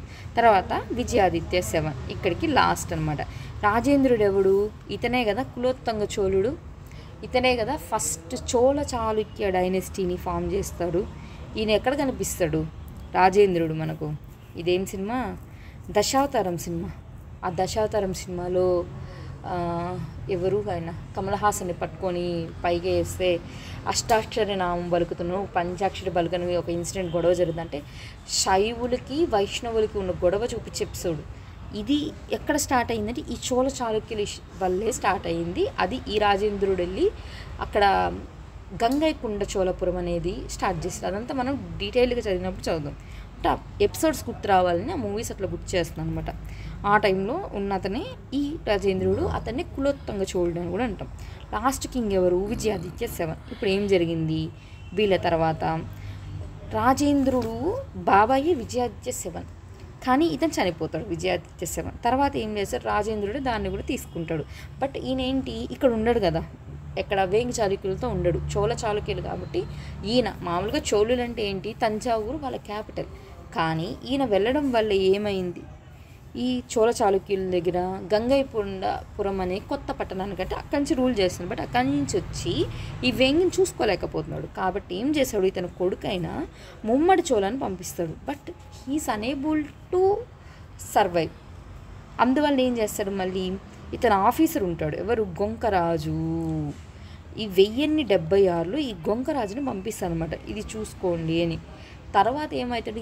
ఈ గొంకరాజే కొత్తగా వెలనాటి డైనెస్టీని ఎస్టాబ్లిష్ చేసుకొని సర్వస్వతంత్ర పాలన ఫామ్ చేసుకుంటాడు అనమాట. అంటే వేంగి చాళుక్యుల కంటిన్యూషన్ ఎవరైనా అర్థమవుతుంది మనకు చూస్తే? వెలనాటి చోళులని అర్థమవుతుంది. వెలనాటి చోళులు ఎక్కడ ఉన్నారు అంటే వాళ్ళు ఎక్కడ పార్ట్ అంటే ఈ తెలుగు చోళుల్లో వాళ్ళు ఒక పార్ట్ అనమాట. అంటే తెలుగు చోళుల్లో ఇంకా చాలామంది ఎవరో ఉన్నారని అర్థం కదా. సో ఇప్పుడు తెలుగు చోళులు చూద్దాం. తెలుగు చోళులు చూసే ముందు అసలు చోళాస్ యొక్క అంటే ఒక క్లాసిఫికేషన్ లాగా చూద్దాం. ఎలా అంటే సంగమ చోళులు ఉన్నారు, గొప్ప చోళులు ఉన్నారు, మలి చోళులు ఉన్నారు. అందుకే నేను చెప్పింది ఇండియన్ హిస్టరీ చదివేటప్పుడు. సో ఇప్పుడు చోళాస్లో ముగ్గురిని చెప్పాం మనం. అంటే సంగం చోళులు, గొప్ప చోళులు, మలి చోళులు. సంగం చోళులు ఎక్కడి నుంచి ఇయ్యరు? 2nd BC నుంచి 3rd AD వరకు సంగం చోళులు. గొప్ప చోళులు 6th AD నుంచి 11th AD వరకు. మలి చోళులు అంటే వాళ్ళే చోళ చాళుక్యులు, ఇందాక మాట్లాడాం కదా వాళ్ళే. 11 నుంచి 13th AD వరకు. సంగం చోళులు గ్రేట్ ఎవరు? కరికాల చోళులు. ఈయనే కదా కావేరి నదికి ఆనకట్టలు కట్టించిన ఫస్ట్ సివిల్ ఇంజనీర్ అంటాడు ఇన్ని కరికాల చోళుని. తర్వాత గొప్ప చోళులు ఎవరెవరు ఉన్నారు? పరాంతక చోళ, రాజరాజ, రాజేంద్ర, వీళ్ళందరూ ఎవరు? పరాంతక చోళులు. ఈ రాజరాజ చోళ అంటే ఎవరు? PS2లో ప్రకాష్ రాజ్ క్యారెక్టరు ఆయనే, అరిల్ మౌలి క్యారెక్టర్ అతను రాజేంద్ర చోళ. పరాంతక గ్రేట్నెస్ ఏంది? ఉత్తర మెరూర్ ఇన్స్క్రిప్షన్ వేసింది ఎవరు? ఇతనే కదా. వీళ్ళల్లో మళ్ళీ చోళులు ఆర్ చోళ చాళుక్యులు ఎవరు గ్రేటెస్ట్ అంటే కులోత్తుంగ చోళ. ఇప్పుడు మనం చూసాం కదా రాజేంద్రుడు, ఆయన అనమాట. ఓకే, ఇక్కడ క్లారిటీగా ఉంది. ఇప్పుడు ఒక్కసారి క్లాసిఫికేషన్ చూసుకుంటే తెలుగు చోళుల గురించి మనం మాట్లాడుతాం. అంటే ఈ దాదాపు 300 సంవత్సరాల పైన కనిపిస్తుంది కదా. ఇందాక ఇండియన్ హిస్టరీలో చూసాము మనము ఎర్లీ చోళాస్ వాళ్ళే అనమాట. చేర, చోళ, పాండ్య, సంగం ఏజ్ ఎవరు? మౌర్య కింగ్డమ్ డిసింటిగ్రేషన్ తర్వాత చూసామే, వాళ్ళు కనిపించిన వాళ్ళే ఈ సంగం చోళులు. రిమైనింగ్ వాళ్ళందరూ మనం ఇప్పుడు చూసాం కదా వేంగి చాళుక్యుల టైంలో వాళ్ళతో కనిపించిన వాళ్ళు అనమాట. సరే, ఈ 300-400 సంవత్సరాల్లో 400 దాదాపు ఎంత 1200 సంవత్సరాలు కనిపిస్తుంది చూస్తుంటే దాదాపు. దీంట్లో ఒకే దగ్గర ఉండరు కదా, వాళ్ళందరూ వేరే వేరే దగ్గరికి వెళ్ళి మళ్ళీ రూల్ చేయడం స్టార్ట్ చేశారు. అట్లా తమిళనాడు నుంచి వచ్చిన వాళ్ళే వీళ్ళందరూ. కొంతమంది కర్ణాటక వెళ్ళారు, కొంతమంది ఒరిస్సాకి వెళ్ళారు, కొంతమందికి ఏపీకి వెళ్ళారు. అలా ఒరిస్సాకి వెళ్ళిన వాళ్ళని ఏమన్నాం? తూర్పు గాంగులు అన్నాం. కర్ణాటక వెళ్ళిన వాళ్ళని ఏమన్నాం? పశ్చిమ గాంగులు అన్నాం. ఏపీకి వచ్చిన వాళ్ళని ఏమన్నాం? తెలుగు చోళులు అన్నాం. ఒకసారి ఒరిస్సాకి వెళ్ళిన తూర్పు గాంగుల్లో ఎవరు గ్రేట్ అంటే అనంతవర్మ, నరసింహవర్మ. వీళ్ళేనా మనకి ఏంటి Puri Jagannath temple, next Narasimhavarma Konark temple కడతారు, ఆయన ఇదే కదా. కర్ణాటక పశ్చిమ గాంగులు. ఇతను ఎవరు? రాచమల్ల. ఇతని ఆర్మీ చీఫ్ ఎవరు? చాముండరాయ్. వీళ్ళిద్దరే కదా. శ్రావణ బొల్గలంలో Gomateshwara monolithic structure, largest structure కట్టేది వీళ్ళే.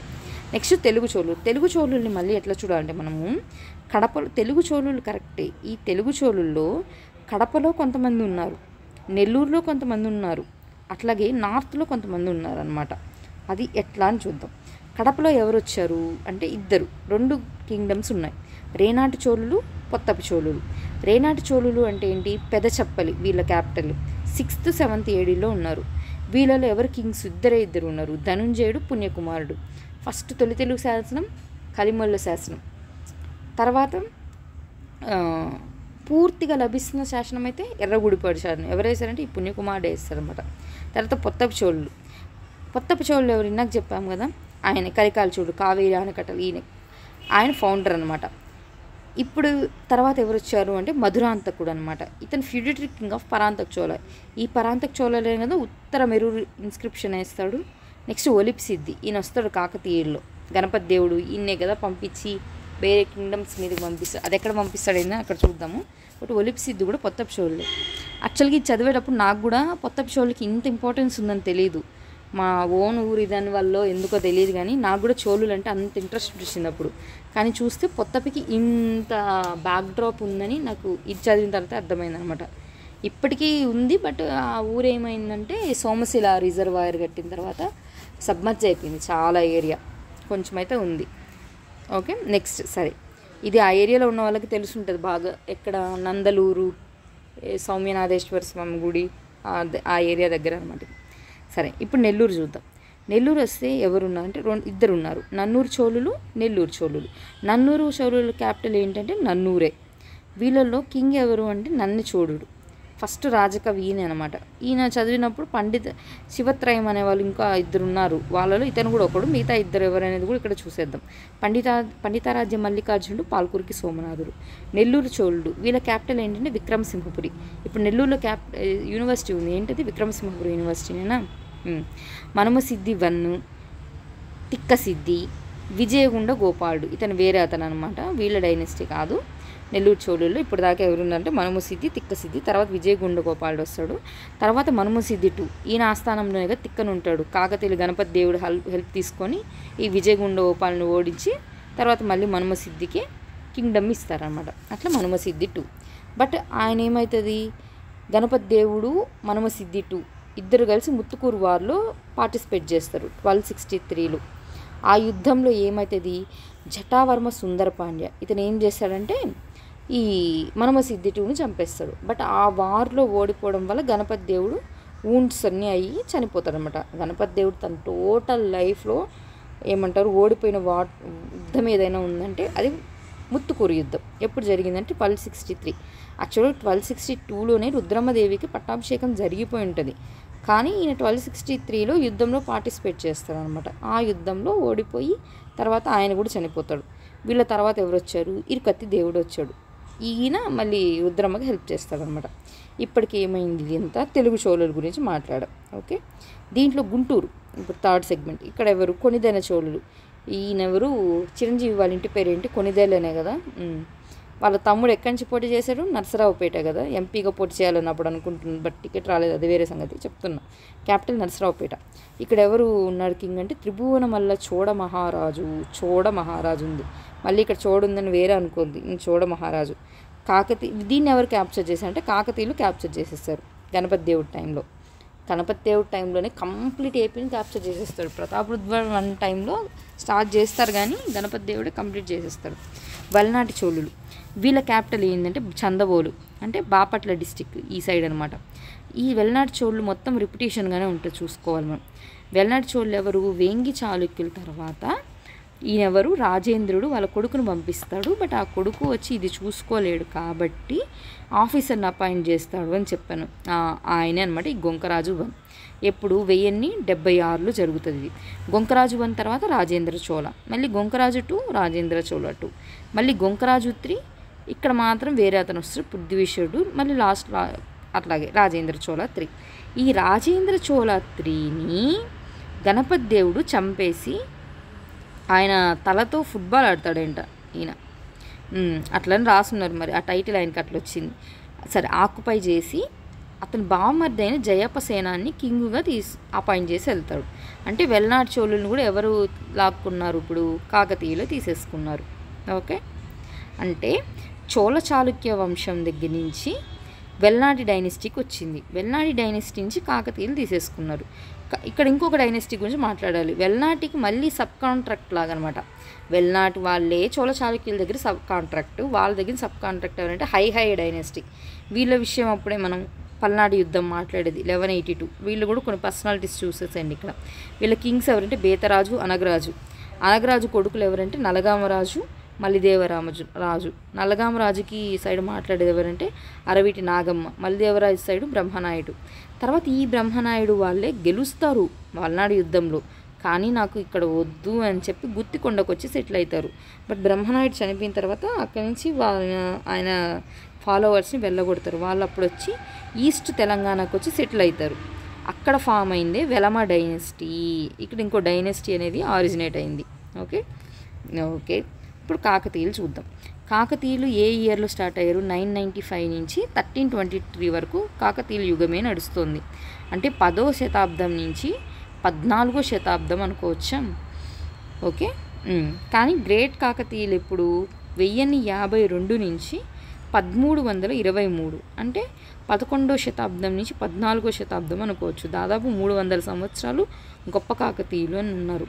సరే, ఇది ఒక శాసనం వారు అంటే మైలాంబనామా బయ్యారం శాసనం వేస్తే దాంట్లో చెప్పిన దాన్ని బట్టి దుర్జయ వీళ్ళ డైనెస్టీ అనేది అర్థమైంది. ఈ దుర్జయనే మనం ఎక్కడ చూసినాము, విష్ణుకుండెన్ల లాస్ట్ రాజైన మంచన భట్టారక వర్మని పిఠాపురం రూల్ చేసిన దుర్జయ డైనెస్టీకి సంబంధించి పృథ్వీమూల మహారాజు వెళ్ళి చంపేస్తాడు అని విన్నామా.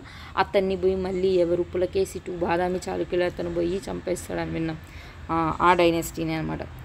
ఎవరు వీళ్ళ ఫౌండర్ అంటే వెన్నడు ఒక 4వ తరం అతనే గుండ్యన. ఈ గుండ్యనకైనా మనం ఇన్నాక కొరివి ఇచ్చారు అని చదివాము. ఎవడు, కృష్ణ టూ ఎవరు, రాష్ట్రకూట కింగ్. ఎందుకు ఇచ్చాడని చెప్పాము, నిరువద్యపురం యుద్ధం చేశారు, ఆ యుద్ధంలో వీళ్ళు గెలిచారు. ఈ యుద్ధం ఎవరి మీద చేశారు, చాళుక్య భీమ మీద చేశారు. చాళుక్య భీమ ఎవరు, వేంగి చాళుక్యులు అని చెప్పానా. ఈయన తర్వాత ఎవరు వస్తారంటే ఎర్రి వస్తాడు, ఎర్రి తర్వాత బేతి వస్తాడు, బేతి తర్వాత కాకత్య గుండెన వస్తాడు. ఈయనే కదా కాకత్య గుండెన వెళ్ళి వేంగి చాళుక్య యొక్క దానార్ణవుడికి సపోర్ట్ చేస్తాడు. అది నచ్చని తైలట్టు మిగతా వాళ్ళతో ముదిగొండ చాళుక్యులతో అలాగే తన బామ్మర్దితో కలిసి మిర్యాల భూపతి అని ఉంటాడు వీళ్ళ బామ్మర్ది, అతనితో కలిసి ఈ తైలటు ఏం చేస్తాడు, కళ్యాణి చాళుక్యుడు అతను కాకత్య గుండెని చంపేస్తాడు.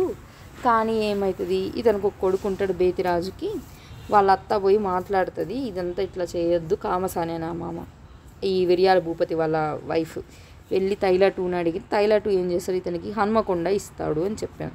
ఎందుకంటే బేతరాజు వాళ్ళ అమ్మ అంటే కాకతీయ గుండెన వైఫ్ ఎవరంటే హన్మకొండ అమ్మాయి.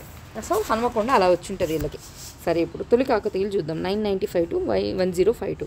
బేతరాజు ఈయన గుమ్మడికాయలాగా ఉండేవాడంట, అందుకే బేతరాజు అని పెట్టాడు. తర్వాత ఇది కూడా అంటే బీపీ గుర్తుపెట్టుకోండి, ఇది కూడా రిపిటేషన్. బేతరాజు, ప్రోలరాజు, బోతరాజు 2, తర్వాత దుర్గరాజు ఒకడు మధ్యలో వస్తాడు, మళ్ళీ ప్రోలరాజు 2నే. ఓకే, ప్రోలరాజు 2 కొడుకే రుద్రదేవ అనమాట. ఇక్కడి నుంచి గొప్ప కాకతీయులు స్టార్ట్ అవుతారు. 1052 నుంచి 1323. రుద్రదేవ, ప్రతాప్ రుద్రవన్, మహాదేవ అతని తమ్ముడే కదా. మహాదేవ కొడుకే గణపతి దేవ. కానీ బతుకున్నప్పుడే రుద్రదేవ ఏం చేస్తాడు, గణపతి దేవుని అడాప్ట్ చేసుకుంటాడు. ఎవరు ఈ రుద్రదేవ. తర్వాత గణపతి దేవ వచ్చాడు. గణపతి దేవ తర్వాత రుద్రమదేవి తర్వాత ప్రతాప్ రుద్రుడు 2 వస్తారు. ఇతనితోనే కదా కాకతీయుల వంశం అంతమైంది. సో ఇయర్స్ కూడా కొంచెం గుర్తుపెట్టుకోవాలి ఇక్కడ. రుద్రదేవ 1158 నుంచి 1195 వరకు, 1195 నుంచి 1199 వరకు మహాదేవ. గణపతి దేవ 1199 నుంచి 1242. ముత్తుకూరు యుద్ధం గుర్తుందా, 1243. రుద్రమ్మ 1262 నుంచి 1289 వరకు. ప్రతాప రుద్ర 2 1289 నుంచి 1323. ప్రతాప రుద్ర 2నేనే కదా మహమ్మద్ బిన్ తుగ్లక్ తీసుకుపోతా ఉంటే నర్మదా నదిలో దూకి ఆత్మహత్య చేసుకుంటాడు. ఇది ప్రతాపరుద్రుడు టైంకి సంబంధించి. ఇప్పుడు ఈ కాకతీయుల తర్వాత ఏమైంది అంటే వరంగల్ని గన్నమ నాయక అన్న అతను, వీళ్ళలో ఒక అతనే అనమాట ఇతను గన్నమ నాయక. ఆయన మాలిక్ మక్బూల్గా పేరు మార్చుకున్నాడు. ఆయన పోయి రూల్ చేస్తుంటాడు. ఆ వరంగల్ని కాస్త ముస్నూరి కమ్మ నాయకులు, వీళ్ళ క్యాపిటల్ ఏంటంటే రేకపల్లి, ఖమ్మం దగ్గర. 1325 నుంచి 1368 వరకు వీళ్ళ టైం పీరియడ్ అనుకుంటే. ప్రోలయ నాయకుడు, కాపయ్య నాయకుడు, వీళ్ళని తర్వాత నుంచి వెలమ డైనెస్టీ ఎవాల్వ్ అవుతుంటుంది. వాళ్ళు క్యాప్చర్ చేస్తారు దీన్ని. 1326 నుంచి 1425 వీళ్ళ టైం. ఆమంగల్ వీళ్ళ క్యాపిటల్ ఫస్ట్, తర్వాత రాజకొండకి మారింది, తర్వాత దేవరకొండకి మారింది. వీళ్ళ కింగ్స్ ఎవరు అంటే 4. సింగమ నాయకుడు, అనపోత నాయకుడు, కుమారసింగ భూపాల్టి, ఇతన్ని సింగమ నాయకుడు 2 అని కూడా అంటారు. అతని తర్వాత వచ్చిన ఆయన అనపోత నాయకుడు. ఈ అనపోత నాయకుడి దగ్గర నుంచి బహ్మనీస్ అనేవాళ్ళు క్యాప్చర్ చేస్తారు. ఏ ఇయర్లో 1475లో. వీళ్ళలో ఎవరెవరు అని చూస్తే వీళ్ళది కొంచెం ఎపిసోడ్ ఉంటుంది, ఎవరో చూడండి ఇక్కడ. ఫస్ట్ వీళ్ళ కింగ్డమ్ ఎలా ఉందో చూడాలి. ఫస్ట్ గుల్బర్గా వీళ్ళ క్యాపిటల్. ఇప్పుడు హసన్ గంగు టైంలో వీళ్ళ గ్రేట్ కింగ్ ఎవరంటే ఫిరోజ్ షా బహ్మని. కానీ గుల్బర్గా రిలీజియస్ సెంటర్ అవుతుందని బీదర్కి మారుస్తాడు అహ్మద్ షా. ఇతని తర్వాత లాస్ట్ ఎవరు వస్తారంటే హుమాయూన్ తర్వాత మహమ్మద్ షా 1 వస్తాడు. హుమాయూన్ తర్వాత ఎవరు వస్తారు అంటే మొహమ్మద్ 3 వస్తాడు. 2 కాదు 3. ఇతని పీరియడ్ 1463 నుంచి 1482. ఇతని టైంలో ఉన్న ప్రైమ్ మినిస్టర్ ఏమంటే గంగు. మహమ్మద్ 3 తర్వాత మహమ్మద్ 2 వస్తాడు. ఇతని టైం పీరియడ్ 1482 నుంచి 1516. తర్వాత ఎవరు వస్తారు, ఖలీముల్లా వస్తాడు. ఈ ఖలీముల్లా 1516 నుంచి 1526. 1526లో బరీద్ షా డైనెస్టీ అతను అమీర్ అలీ బరీద్ ఇతన్ని చంపేసి ఈ బహమనీ ప్లేస్లో బరీద్ షా డైనెస్టీని ఎస్టాబ్లిష్ చేస్తాడనమాట. ఈ ఇయర్ గుర్తుందా, 1526. ఏంటి, ఢిల్లీ సుల్తనట్స్ పడిపోయింది, అలాగే బహమనీసు పడిపోయింది. ఢిల్లీ సుల్తనట్స్ ప్లేస్లో ఎవరు వచ్చారు, మొఘల్స్ వచ్చారు. బహమనీస్ ప్లేస్లో బీదర్ వాళ్ళు వచ్చారు. ఇక్కడికి ఇది గుర్తుండాలి. వీళ్ళ తర్వాత అనే దానికన్నా కాంటెంపరీగా ఎవరిది జరిగిందంటే విజయనగర కింగ్డమ్ జరిగిందనమాట. విజయనగర కింగ్డమ్ ఇక్కడ ఒక్క నిమిషం ఇక్కడ చూద్దాం.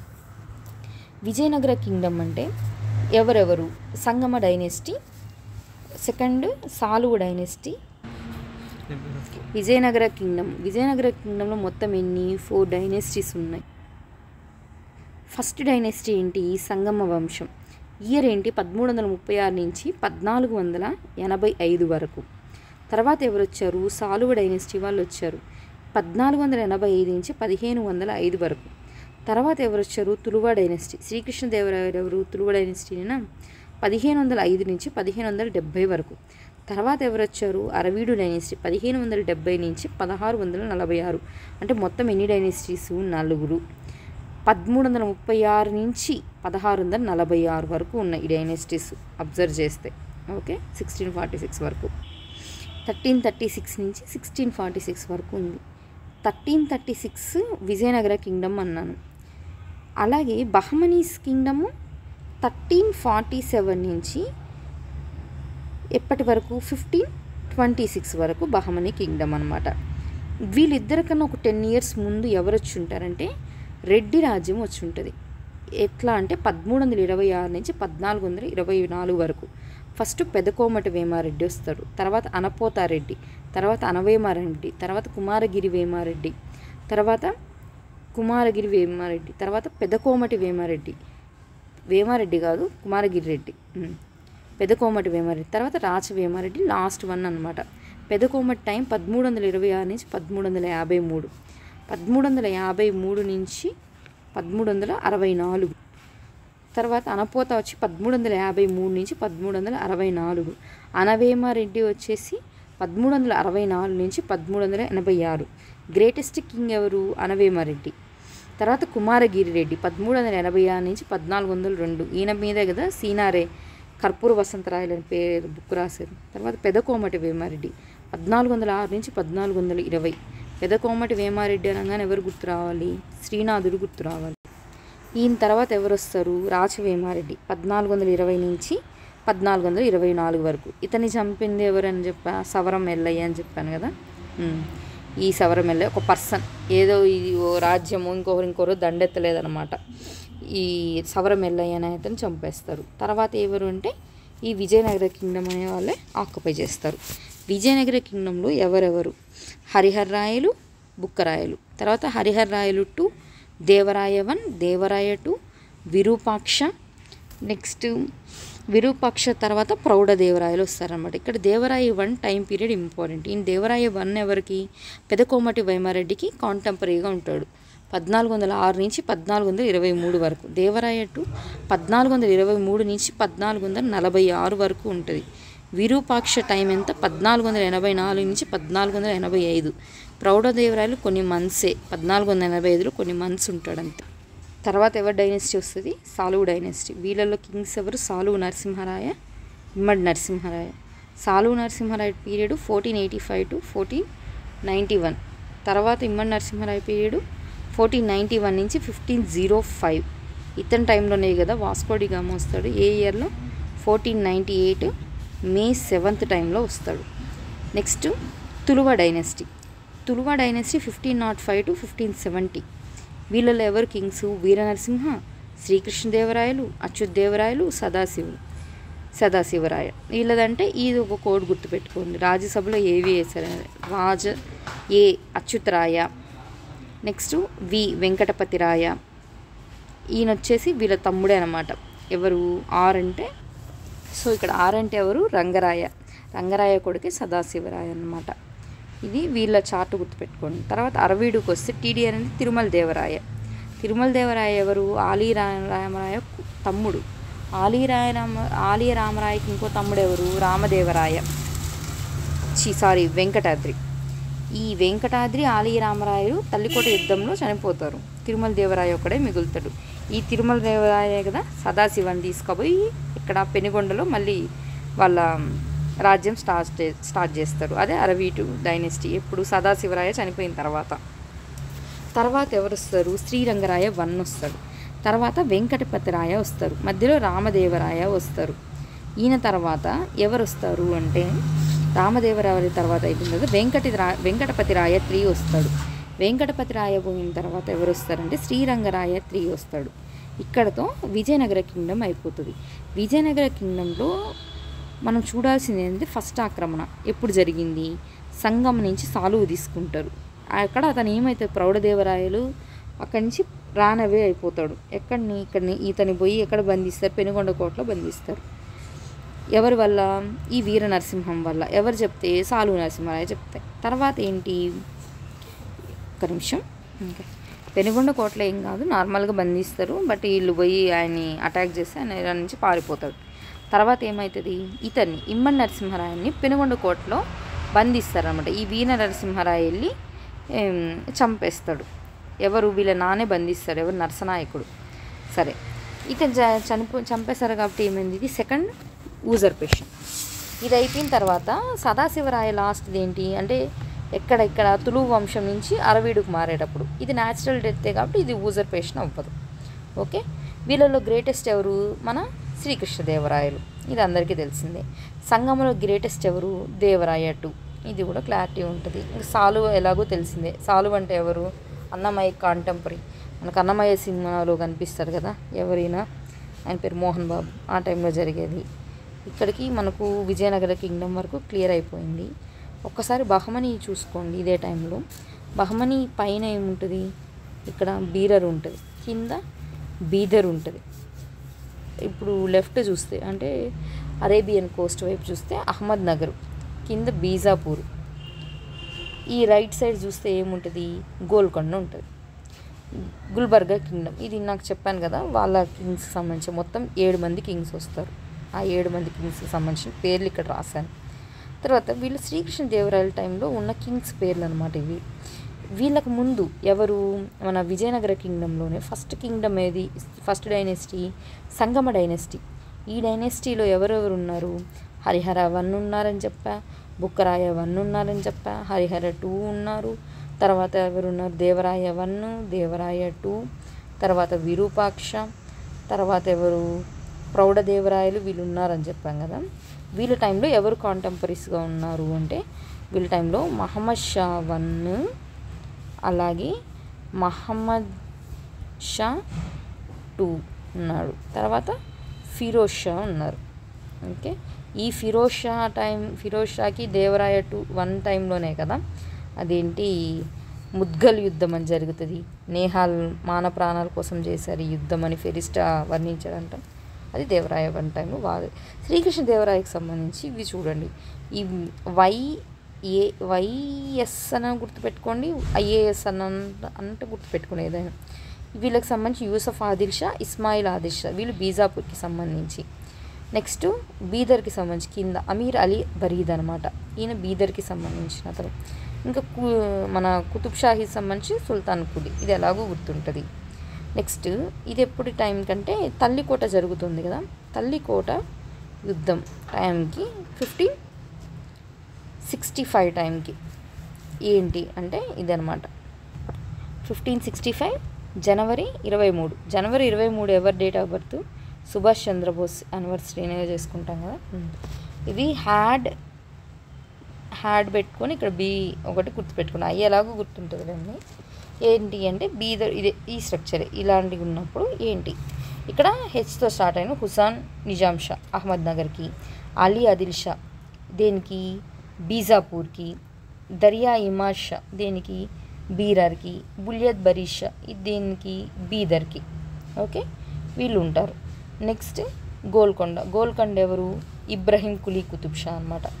ఆ 1565 తల్లికోట యుద్ధంలో ఈ ఆలీ రామరాయలు వెంకటాద్రి చనిపోతారు అన్న. ఈ ఆలీ రామరాయలు హెడ్ నరికేది వచ్చి ఈ అహ్మద్ నగర్ కింగే అనమాట.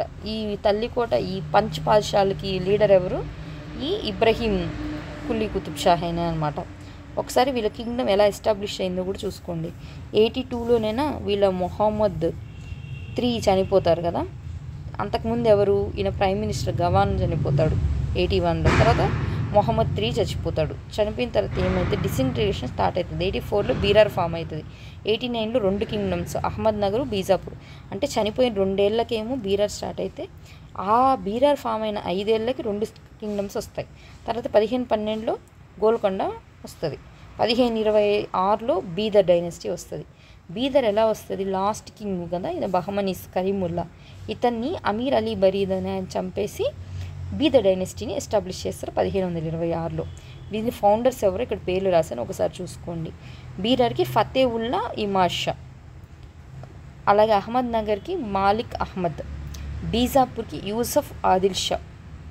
ఇక్కడ మాట్లాడాం కదా మనం యూసఫ్ ఆదిల్ షాని ఎస్కేడి టైంలో. తర్వాత గోల్కొండ సుల్తాన్ కులీ, ఇది ఎలాగో తెలిసిందే, ఈయన 99 ఇయర్స్ బతుకుంటారు కదా. బీదర్కి ఎవరు, అమీర్ అలీ బరీద్, ఇతను అమీర్ అలీ బరీద్. ఓకే, ఈ బీరర్ని ఎవరు క్యాప్చర్ చేస్తారు? ఇవన్నీ లాస్ట్కి ఎవరికి వెళ్ళిపోయింది? మొఘల్స్కి వెళ్ళింది. ఎలా అంటే అన్నీ ఎట్ ఏ టైం కాదు, ఒక్కొక్క ఒక్కొక్క టైం లైన్లో వెళ్ళింది. బీరర్ని ఫస్ట్ అక్బర్ క్యాప్చర్ చేసేస్తాడు. పైనే ఉంది కదా బీరర్, కింద బీదర్ ఉంటుంది. బీదర్ తెలంగాణకు దగ్గరగా ఉంటుంది, బీరర్ పైన ఉంటుంది అప్పర్ సైడ్. 1596లో అక్బర్. అహ్మద్ నగర్ని ఎవరు? షాజహాన్, అతను మనవడే కదా, 1633లో తీసుకుంటారనమాట. నెక్స్ట్ ఈ బీదర్ ఏమవుతుందంటే బీజాపూర్ కొంచెం, గోల్కొండ కొంచెం తీసేసుకొని ఉంటాయి. దాని నుంచి అంటే ఈ బీజాపూర్ని, గోల్కొండని సక్సెసివ్ ఇయర్స్లో ఔరంగజేబ్ క్యాప్చర్ చేసేస్తాడు. 1686లో ఔరంగజేబే, 1687లో గోల్కొండని క్యాప్చర్ చేస్తాడు. 86లో ఎవరిని క్యాప్చర్ చేశారు? బీజాపూర్ని క్యాప్చర్ చేసేసాడు. 1687లో గోల్కొండని క్యాప్చర్ చేశాడు. 1680లో ఏం జరుగుతుంది? శివాజీ చనిపోయింటాడు. 1687లో గోల్కొండ ఆక్రమణ. 1707లో ఔరంగజేబ్ డెత్. ఔరంగజేబ్ డెత్ ఏమంటాము? ఎర్లీ మొఘల్స్ అంటే గ్రేట్ మొఘల్స్ క్లియర్ అయిపోయింది అని చెప్తారు అక్కడికి. ఇది ఇంకొకసారి ఇట్లా కూడా అడగచ్చు, వాళ్ళ నేమ్స్ ఎట్లా అని చెప్పి. బీరర్ వాళ్ళని ఏమంటారు? ఇమాద్ షాస్ అంటారు. అహ్మద్ నగర్ వాళ్ళని నిజాం షా అంటారు. గోల్కొండ వాళ్ళని కుతుబ్ షాహీస్ అంటారు. బీజాపూర్ వాళ్ళని ఆదిల్ షాహీ అంటారు. బీజాపూర్ వాళ్ళని ఆదిల్ షాహీ అంటారు. బీదర్ వాళ్ళని బరీద్ షాహీ అంటారు. బీదరు ఇక్కడ 6 ద, ఇక్కడ కూడా 6 ద, బరీద్ షా ఉంది కదా. గోల్కొండ కుతుబ్ షాహీస్ అని ఎలాగో గుర్తుంటుంది. ఏమవుతుంది మామూలుగా హైదరాబాదు కుతుబ్ షాహీస్ నుంచి మొఘల్స్ తీసుకుంటారు. మళ్ళీ నిజాముల్ ముల్క్ వీళ్ళు 1724లో మళ్ళీ ఫామ్ చేస్తారు. వీళ్ళు ఎంతమంది? 7 మంది. తర్వాత ఏమైతే last 1948 September 17th government of India capture చేసుకుంటుంది అనమాట. అంటే ఇండియాలో మెర్జ్ చేసుకుంటుంది. ఇంతే కదా వీళ్ళది. ఇక్కడికి ఇది క్లియరా? అంటే ఏమైంది, బహమనీస్ ఎందుకు ఇంతగా చెప్తున్నా అంటే వీళ్ళ డిసింటిగ్రేషన్ అనేది, వాళ్ళు బహమనీస్ ఫామ్ అవ్వడం ఒక ఎత్తు. బహమనీస్ ఫామ్ అయిన తర్వాత అక్కడి నుంచి 5 కింగ్డమ్స్ ఎలా ఫామ్ అయిందో చూసుకోవాలి. 5 కింగ్డమ్స్ ఫామ్ అయిన తర్వాత వాళ్ళని మళ్ళీ మొఘల్స్ ఎలా క్యాప్చర్ చేసుకుందో చూడాలి. అందుకే బహమనీస్ సంబంధించి ఇంత స్టోరీ వస్తుందన్నమాట. ఇప్పుడు కుతుబ్ షాహీస్ చూడండి. సుల్తాన్ కులీ, అతని కొడుకేనా జంషీద్ కులీ, అతని కొడుకే ఇబ్రహీం కులీ. ఇబ్రహీం కులీ కొడుకెవరు? మహమ్మద్ కులీ కుతుబ్ షా. ఇతని సన్నిన్లా ఎవరు? సుల్తాన్ కులీ. అవునా? సుల్తాన్ కులీ కొడుకెవరు? అబ్దుల్లా. వీళ్ళు సుల్తాన్ నుంచి షా రాదు, ఆ విషయం గుర్తుపెట్టుకోవాలి. అబ్దుల్లా తర్వాత ఎవరు? నెక్స్ట్ అబుల్ హసన్ తానిషా. రామ్దాసు మన కంచెల గోపన ఈయనే కదా. సుల్తాన్ కులీ పీరియడ్ ఏంటి? 1512 నుంచి 1543 వరకు. 1543 నుంచి 1550 వరకు ఎవరు? జంషీద్, 7 ఏళ్ళే. ఇబ్రహీం 1550 నుంచి 1580 వరకు. మహమ్మద్ కులీ కుతుబ్ షా ఇప్పుడు 1580 నుంచి 1602. లాంగెస్ట్ రూలింగ్ ఎవరిదంటే లాంగెస్ట్ రూలింగ్ వచ్చేసేసి ఈ అబ్దుల్లా కుతుబ్ షా ఉంటారు కదా, ఇతందనమాట. ఏంటి ఇక్కడ సుల్తాన్ కులీ ఎప్పుడు? 1602 నుంచి 1612 వరకు. అబ్దుల్లా కులీ ఇతను ఎప్పుడు? 1612 నుంచి 1626 వరకు అబ్దుల్లా కుతుబ్ షా. ఒక చిన్న కరెక్షన్ ఏంటంటే మహమ్మద్ సుల్తాన్ 1580 నుంచి 1612 వరకు మహమ్మద్ సుల్తాన్. ఈయన ఎవరు? గ్రేటెస్ట్ కింగ్ వచ్చి మహమ్మద్ సుల్తాన్. తర్వాత ఎవరు వస్తారు? సుల్తాన్ కులీ వస్తారు. అతను 1612 నుంచి 1626 వరకు రూల్ చేస్తారు, అంటే 14 సంవత్సరాలే. తర్వాత అబ్దుల్లా కులీ కుతుబ్ షా వస్తాడు, ఇతను కొడుకు అనమాట. ఇతను లాంగెస్ట్ రూలింగ్ 1626 నుంచి 1672 వరకు. ఇతని సన్నిన్లా వచ్చి అబుల్ హసన్ తానిషా. ఇతను 1672 నుంచి 1687 వరకు. 1687లో ఔరంగజేబ్ అనేవాళ్ళు దీన్ని క్యాప్చర్ చేస్తాడు. మొఘల్స్ కుతుబ్ షాహీస్ నుంచి తీసుకున్నారని అర్థం. మొఘల్స్లో ఎవరు? మహమ్మద్ షా. ఇటన్ టైంలోనే నాదిర్ షా దండయాత్ర జరుగుతుంది. 17 నాదిర్ షా దండయాత్ర 1738-39 టైంలో జరుగుతుంది. దీనికన్నా ముందు ఏం జరుగుతుంది? 1724లో హైదరాబాద్లో నిజాముల్ ముల్క్ ఏం చేస్తాడు? ఈ ఆసఫ్ జాహీ డైనెస్టీని ఎస్టాబ్లిష్ చేస్తారు. 1722లో యూపీలో అవధ్ వాళ్ళ డైనెస్టీ కూడా ఫామ్ అయి ఉంటుంది వీళ్ళ టైంలోనే అనమాట. ఇది కుతుబ్ షాహీ సంబంధించింది. ఇది కొంచెం నోట్స్ ఏంటంటే విజయనగర కింగ్డమ్కి సంబంధించింది. ఏంటి అంటే ఇందాక మాట్లాడుకున్నాం కదా, లాస్ట్ కింగ్ ఎవరు, శ్రీరంగరాయ 3, ఆయన లాస్ట్ కింగ్. కుతుబ్ షాహీస్ ఇబ్రహీం ఉన్నాడు కదా, ఇదిగోండి ఎవరు, సుల్తాన్ కులీబ్ కొడుకు. ఆయన ఏం చేస్తాడంటే హైదర్ ఉల్ ముల్క్ పంపించి కోస్తాంధ్రాని కాంకర్ చేస్తారు. ఎవరి టైంలో, విజయనగర కింగ్డమ్స్ అరవీడు డైనెస్టీ వాళ్ళని. ఏం చెప్పాను నేను, టీడీఆర్ ఎవరు, తిరుమల దేవరాయ, తర్వాత శ్రీరంగరాయ, వెంకటపతిరాయ 2, తర్వాత రామదేవరాయ వస్తాడు, తర్వాత వెంకటపతిరాయ 3, వెంకటపతిరాయ 2, తర్వాత శ్రీరంగరాయ 3 వస్తాడు అని చెప్పా. అవునా, ఇది 3 కదా, వెంకటపతిరాయ 3. ఓకే, ఇది కదా. దీంట్లో ఎవరు, శ్రీరంగరాయ టైంలో 1లో ఏం జరిగిందంటే హైదర్ ఉల్ ముల్క్ని పంపించి కోస్తాంధ్రాన్ని ఆక్యుపై చేస్తాడు. ఎవరు, ఇబ్రహీం.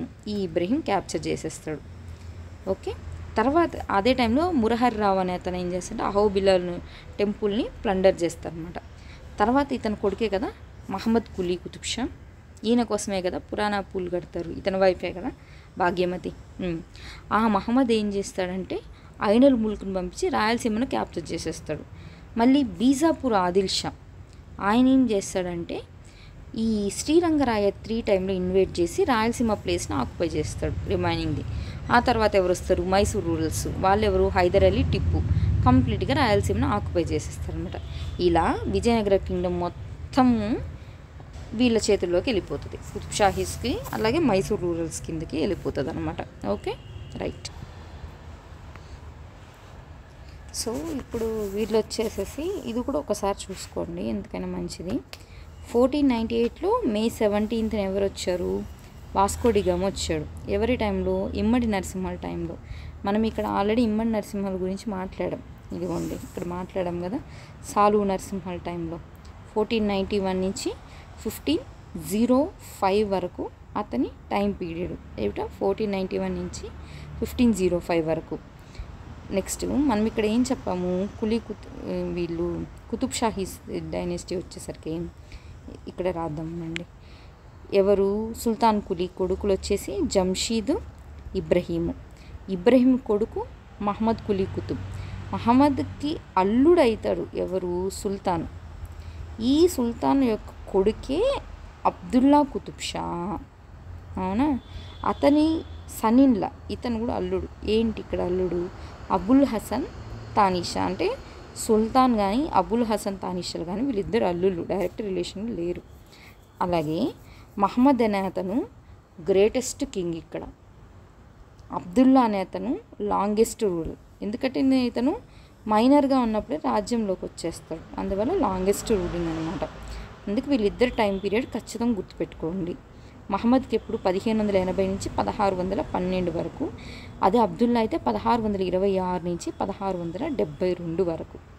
ఓకే, ఈ మహమ్మద్ గ్రేటెస్ట్ కింగ్ ఉన్నాడు కదా, ఆయన ఏం చేశారంటే డచ్ వాళ్ళకి, బ్రిటిష్ వాళ్ళకి మచిలీపట్నంలో పర్మిషన్ ఇచ్చిన కింగ్ ఎవరంటే మహమ్మద్దే, greatest king. Next longest king కదా అబ్దుల్లా కులీ కుతుబ్. అతను 1689లో ఫ్రాన్స్కి, 1670లో పోర్చుగీస్కి మచిలీపట్నంలో పర్మిషన్ ఇచ్చారు. పోర్చుగీస్కి చర్చ్ ఒకటే అనుకోండి, మిగతా వాళ్ళకి ఫ్యాక్టరీస్. అట్లాగే ఇబ్రహీం ఎవరు, మహమ్మద్ వాళ్ళ ఫాదరే కదా, కొల్లూరు వజ్రగని అలాగే గోల్డెన్ ఫర్మానా ఇష్యూ చేసింది. కొల్లూరు వజ్రగని 1611, గోల్డెన్ ఫర్మానా 1636. ఎవరికి, బ్రిటిష్ వాళ్ళకి గోల్కొండలో ఫ్రీ ట్రేడ్ కింద ఇష్యూ చేశారన్నమాట. ఎవరు, ఈ ఇబ్రహీం కులీ కుతుబ్ షా అనమాట. ఓకే, ఇంకా విజయనగరం వాళ్ళకి ఏమైనా రిలేషన్ ఉందో కూడా చూసుకోండి. ఇక్కడ ఆల్రెడీ చెప్పాం కదా, ఎవరు, శ్రీరంగరాయ 1 టైంలో, శ్రీరంగరాయ 3 టైంలో. శ్రీరంగరాయ 1 టైంలో ఎవరు, ఇబ్రహీం మనుషులను పంపించి రాయలసీమ ఆక్యుపై చేసుకున్నాడు. అఫ్కోర్స్ తర్వాత మహమ్మద్ కూడా ఆక్యుపై చేసుకున్నాడు. శ్రీరంగరాయ 3 టైంలో ఎవరు, బీజాపూర్ వాళ్ళు తీసుకున్నారు. ఇప్పుడు బ్రిటిష్ వాళ్ళ టైం వచ్చేసరికి మనం ఏం చూడాలంటే వెంకటపతిరాయ 2, వెంకటపతిరాయ 3 చూడాలి. వెంకటపతిరాయ 2 టైంలో ఎందుకు మహమ్మద్ ఇవ్వలేకపోయాడు డచ్ మచిలీపట్నం అంటే, వెంకటపతిరాయ 2 ఎందుకు ఇవ్వలేకపోయాడంటే అప్పటికే మహమ్మద్ అనే అతను ఏం చేశాడు, క్యాప్చర్ చేసేసుకున్నాడు కోస్తాంధ్ర అంతా. అదే కదా ఇబ్రహీం కోస్తాంధ్ర ఆక్యుపై చేశారు శ్రీరంగరాయ 1 టైంలో అని చెప్పాను కదా ఆల్రెడీ. ఎవరిని పంపించి, హైదర్ ఉల్ ముల్క్. కాబట్టి మనం మాట్లాడేది మచిలీపట్నం. కాబట్టి వెంకటపతిరాయ టూకి ఈ విషయంలో అథారిటీ లేదు. బట్ ఆ ఇయర్లో ఉన్నది వెంకటపతిరాయ టూ ఉన్నాడు అనమాట. ఈయనే కదా పెనుగొండ కాదు మళ్ళీ వెళ్ళి మన పాత అయిన హంపిని విజయనగరంని రివైవల్ చేద్దామని ఇంక అవ్వదు అని చెప్పి పెనుగొండ కాకుండా చంద్రగిరికి క్యాపిటల్ మార్చేస్తాడు ఈ కింగే. బట్ ఈయన పర్మిషన్ ఇవ్వలేదు, మహమ్మదే ఇచ్చాడనమాట.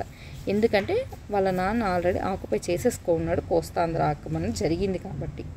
తర్వాత వెంకటపతిరాయ 3 వస్తాడు. ఈ వెంకటపతిరాయ 3 టైంలో ఏమవుతుందంటే దామిర్ల సోదరులు ఈ చెన్నపట్నంకి సంబంధించిన ల్యాండ్ తీసుకెళ్ళే కదా బ్రిటిష్ ఆఫీసర్ ఎవరైతే ఫ్రాన్సిస్ డే అతనికి ఇస్తాడు. తర్వాత అదే కదా చెన్నపట్నంగా డెవలప్ అవుతుంది. ఇదనమాట వీళ్ళకి సంబంధించిన కొంచెం ఇంటర్లింక్ పాయింట్స్. లాస్ట్కి ఏమైంది అంటే 1766లో కోస్తాంధ్ర అంతా ఆక్యుపై జరిగిపోయింది. ఎవరితో? బ్రిటిష్ వాళ్ళ కోసం అనమాట. 1788లో గుంటూరు కూడా ఇచ్చేశారు. 1800లో సీడెడ్ టెరిటరీస్ అన్నీ వెళ్ళిపోయినాయి. 1802లో నెల్లూరు, చిత్తూరు వాళ్ళ సైడే ఉన్నాయన్నమాట. 1802లో ఏం చేశాడు లార్డ్ వెల్లస్లీ తీసుకెళ్ళి ఈ ల్యాండ్ అంతా తీసుకెళ్ళి మద్రాసులో కలిపేశాడు. అంతేనా జరిగింది. అంటే 1802కి మొత్తం మద్రాసులో కలిసిపోయింది ఈ ఏరియా. అప్పుడున్న జిల్లాలు ఒకసారి చూసుకోండి. ఏంటి? Ganjam, Visakhapatnam, Rajahmundry, Nellore, ceded territories 4 divisions అన్నీ కూడా ఇది ఏపీకి సంబంధించింది. ఏంటి ఆ 4 డివిజన్స్? కడప ఆబ్వియస్లీ, కంబం, ఆదోని, హర్సనవెల్లి. అదే ఇప్పుడు 4 జిల్లాలు అయితే ఏంటి? కడప, కర్నూలు, చిత్తూరు, అనంతపురం. బట్ ఇప్పుడు అవి కాదు. ఖమ్మం, ఆదోని, హర్సనవెల్లి. బళ్ళారి ఉందా ఇందులో? బళ్ళారి లేదు. ఖమ్మం, ఆదోని, హర్సనవెల్లి ఇవన్నీ కర్నూలు టైంలో ఉంటాయి. ఇక్కడ నేను వీళ్ళతో పాటు ఏం చేశానంటే సీఎంస్ లిస్ట్ కూడా పెట్టాను, ఒకసారి చూసుకోండి. సీఎంస్ ఎప్పుడు మద్రాసుతో మనం కలిసి ఉన్నాం కదా, అప్పటి వరకు సీఎం లిస్ట్ చూసుకోవాలి మనం. అది ఆ తర్వాత యునైటెడ్ ఏపీలో అంటే 1956 తర్వాత వచ్చారు కదా మన సీఎంస్. వాళ్ళు అంటే ఇక్కడ ఉన్నారు చూడండి, వాళ్ళు ఇది 1956 నుంచి సీఎంస్. వీళ్ళందరూ ఎవరంటే 1953 నుంచి 56 వరకు చీఫ్ మినిస్టర్స్ లిస్టు. ఇది వచ్చి మద్రాసు అనమాట. ఇది ఎట్లా గుర్తుపెట్టుకుంటే నేను చిన్నగా ఇట్లా రాశాను, అదే అక్కడ డిస్ప్లే చేసాను, మళ్ళీ మీరు చూడండి. ఇవన్నీ నేను గూగుల్ ఇమేజెస్ నుంచే తీసుకున్నవి. ఏంటంటే సుబ్బరాయలు రెడ్డియార్ ఇతను ఫస్ట్ సీఎం. ఇతను అయిన తర్వాత ఇతన్ని రాసుకోండి ఫస్ట్. ఆర్కే రంగారావు. ఈయన్ని ఏమంటారంటే బొబ్బిలి రంగారావు అంటారు. ఆర్కే రంగారావు అంటే రామకృష్ణ రంగారావు. ఈయన పైన ఇంకో రాజా, ఆయన రామరాయన్ ఇంగర్, ఆయన్ని పానుగల్ రాజా అని కూడా అంటాం, రాజారామణీయం అని కూడా అంటాం. వీళ్ళిద్దరికి మధ్యలో సుబ్బరాయను, మునిస్వామి నాయుడు వస్తారు అనమాట. P Subbarayan, B Muniswami Naidu. రంగారావు మళ్ళీ వస్తారు, ఆర్కే రంగారావు. ఈయనకి మధ్యలో ఒకరు వస్తారు ఇప్పుడు, పిటి రాజన్. ముందైతే ఇద్దరు వచ్చేవాళ్ళు, ఇక్కడ ఒకరే వచ్చారు, పిటి రాజన్. ఇదేంటి? కేవి రెడ్డి నాయుడు అంటే కూర్మ వెంకట రెడ్డి నాయుడు అనమాట. తర్వాత రాజాజీ ఎప్పుడు 1935 ఎలక్షన్స్ తర్వాతనా, ఇది గుర్తుంటుంది అందరికీ. మధ్యలో ఎవరు ఉన్నట్టు రెడ్డి నాయుడు ఉన్నాడని గుర్తుపెట్టుకోండి. ఓకే, ఇదైన తర్వాత పరాకు గుర్తుపెట్టుకోండి. పి అంటే ప్రకాశం, టంగుటూరి ప్రకాశం గారు. రామరెడ్డి గారు. నెక్స్ట్ కుమారస్వామి రాజా, కే కుమారస్వామి రాజా. మన పార్టీషన్ కమిటీ అప్పుడు ఇతనే వస్తారనమాట. మొత్తం ఎంతమంది? 1 2 3 4 5 6 7 8 9 10 11 మంది వస్తారు. వీళ్ళని గుర్తుపెట్టుకోండి. తర్వాత ఆబ్వియస్లీ ఏమైంది? స్వతంత్ర భారతంలో ఎలక్షన్స్ జరిగాయి. ఫస్ట్ ఎవరు? రాజాజీ వస్తారు. ఆ టైంలోనే కదా మనకు స్టేట్ డివైడ్ అవుతుంది. స్టేట్ డివైడ్ అయినంత మాత్రం కొత్తగా ఏం ఎలక్షన్స్ పెట్టలేదు, ఉన్న వాళ్ళని సర్ది చేస్తారు. తర్వాత 1956లో స్టేట్ రీఆర్గనైజేషన్ జరిగింది. తర్వాత వచ్చిన దాంట్లో న్యూ ఎలక్షన్స్ జరగడము, ఇవన్నీ మామూలు డెమోక్రసీలో ఏం జరుగుతాయి ఎలక్షన్స్ ఆ విధంగా జరిగాయి అన్నమాట. ఇదంతా మద్రాసుతో కలిసి ఉన్నప్పుడు జరిగింది. మద్రాసుతో కాకుండా 1953, 56 అది సింపులే కదా. ఎవరున్నారు ఆ టైంలో? First CM Tanguturi. తర్వాత ముఠా రాజకీయాలు, నీలం సంజయ్ రెడ్డి ఇష్యూ అని చెప్పి ప్రెసిడెంట్ రూల్ వచ్చింది, రిజైన్ చేశాడు కాబట్టి. తర్వాత ఏమైంది? మూడోసారి బెజవాడ గోపాల్ రెడ్డి, నెల్లూరు అతను, ఇతను సీఎం అయ్యాడు. తర్వాత ఈయనే కదా నీలం సంజయ్ రెడ్డి దాంట్లో డిమోలిషన్ అవుతాడు, ఈయన. ఓకే, ఇప్పుడు ఇది ఎవరు? 1956 నుంచి 2014 వరకు ఉన్న సీఎంస్ లిస్ట్ అన్నమాట ఇది. ఓకే, ఎవరు? ఫస్ట్ ఇది ఎట్లా గుర్తుపెట్టుకుంటే, నేనైతే కొంచెం ఆక్రోనిమ్స్ డిఫరెంట్గా ఉన్నా నేను ఇట్లా అనుకున్నాను, మీరు చూడండి. నీడ కాపు అని గుర్తుపెట్టుకున్నాను. నీలము డి రాస్తాం కదా, దామోదరం సంజీవయ్య, కాసు బ్రహ్మానందరెడ్డి, పివి నరసింహారావు. తర్వాత ఎవరు అంటే ఇక్కడ వచ్చేసి జలగం వెంగళరావు గారు వస్తారు. జలగం వెంగళరావు గారు వచ్చిన తర్వాత ఎమర్జెన్సీ టైం తర్వాత జరిగిన ఎలక్షన్స్లో 4 times సీఎం మారుతారు. ఎవరు అంటే మఠం గుర్తుపెట్టుకోండి, అప్పుడు గుర్తొచ్చేస్తుంది. మర్రి చెన్నారెడ్డి, టి అంజయ్య, భవనం వెంకటరామరెడ్డి, కోట్ల విజయభాస్కర్ రెడ్డి. ప్రతిసారి ఎన్టీఆర్ వచ్చే ముందు కోట్ల విజయభాస్కర్ రెడ్డి గారే వస్తారు. ఎన్టీఆర్ ఈ టైం వచ్చిన తర్వాత ఓడిపోతాడు కదా, అదే ఎన్టీఆర్ లక్ష్మీ పార్వతి ఏది సినిమా ఉంది, ఆ సినిమాలు చూపిస్తారు. ఆ టైంలో ఒకసారి ఓడిపోతారు. ఓడిపోయినప్పుడు 3 మారుతారు. ఫస్ట్ 4 మారినారు, ఇప్పుడు 3 మారుతారు.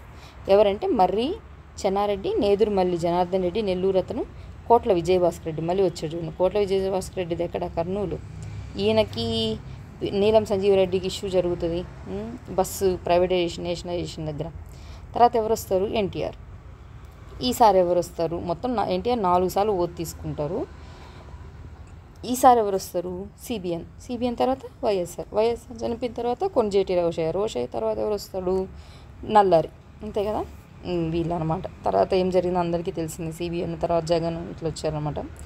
ఇక్కడ ఇంకొకటి ఎవరిది గుర్తుపెట్టుకుంటే, ప్రెసిడెంట్ రూల్ ఎప్పుడు అనేది ఒకటి గుర్తుపెట్టుకోవాలి. ఏ ఇయర్లో వచ్చింది, 1954 నుంచి 1955 టైంలో. ఇప్పుడు టంగుటూరి ప్రకాశం రిజైన్ చేయడం వల్ల వచ్చిన ఇది అనమాట. తర్వాత ఇంకోసారి వచ్చింది, ఇప్పుడు నరసింహారావు గారు ఇప్పుడు 1973 టైంలో జయాంధ్ర మూమెంట్ అప్పుడు. తర్వాత ఇప్పుడు మనం బైఫర్కేషన్ టైం ఉంది కదా, 2014 ఆ టైంలో వచ్చిందనమాట, ఈ బైఫర్కేషన్ టైంలో. ఓకే, అంటే మీరు గుర్తుపెట్టుకోవాల్సిందంటే నీడ కాపు అని చెప్పా కదా, అది అయిపోయిన తర్వాత జలగం గారిని కూడా ఫిక్స్ చేసి 4 సీఎంలు మారారు ఎన్టీఆర్ ముందని గుర్తుపెట్టుకోండి. మళ్ళీ 3 సీఎంలు మారారు ఎన్టీఆర్ ముందని గుర్తుపెట్టుకోండి. సింపుల్ వచ్చేస్తుంది ఇంకా ఆన్సర్. ఓకే, ఒక్క క్యాబినెట్ చూపిద్దామని ఆగా. ఇది ఎప్పుడు రాజగోపాలాచారి పోర్ట్ఫోలియోలో అనమాట. ఎవరెవరు ఉన్నారు అన్నది. రెవెన్యూ మినిస్టర్ మొత్తం కోస్టా వాళ్ళే ఉంటారు చూడండి. ఇది అప్పుడు శ్రీబాగ్ ఎప్పుడు జరిగింది, 1937లో జరిగింది. అప్పుడు శ్రీబాగ్ జరగలేదు, డిఫరెన్సెస్ పీక్స్లో ఉన్నాయి. ఆ టైంలో కోస్తా వాళ్ళని మాత్రమే కౌన్సిల్ ఆఫ్ మినిస్టర్స్లో పెట్టుకున్న టైం ఇది. అలా గుర్తుపెట్టుకున్న మీకు ఆన్సర్ వస్తుంది. ప్రకాశం రెవెన్యూ మినిస్టర్గా ఉన్నాడు. తర్వాత లోకల్ సెల్ఫ్ గవర్నమెంట్లో బెజవాడ గోపాల్ రెడ్డి, 2 చీఫ్ మినిస్టర్స్ ఇక్కడ ఉన్నారు. వివి గిరి లేబర్ అండ్ ఇండస్ట్రీస్, అప్పుడు బరంపురం కింద ఉండే. అందువల్ల ఇదనమాట ఓవరాల్గా ఇప్పటి వరకు మ్యాక్సిమం వీలైనంత వరకు కవర్ చేశాను. ఒకసారి ఈ నేమ్స్ అయితే మర్చిపోకుండా, అవి ఫస్ట్లోది లాస్ట్లోది మర్చిపోయినా, ఎక్స్క్లూజివ్గా ఏపీ హిస్టరీకి సంబంధించినవి మాట్లాడాం కదా, వాళ్ళని మాత్రం 1కి 4 సార్లు రిపీట్ చేయండి. సో కింగ్స్ అందరూ మర్చిపోకుండా గుర్తుంటారు. కంప్లీట్గా మొత్తం చెప్పంటే 9 డైనస్టీస్ వస్తాయి అనుకుంటున్నాను నేనైతే.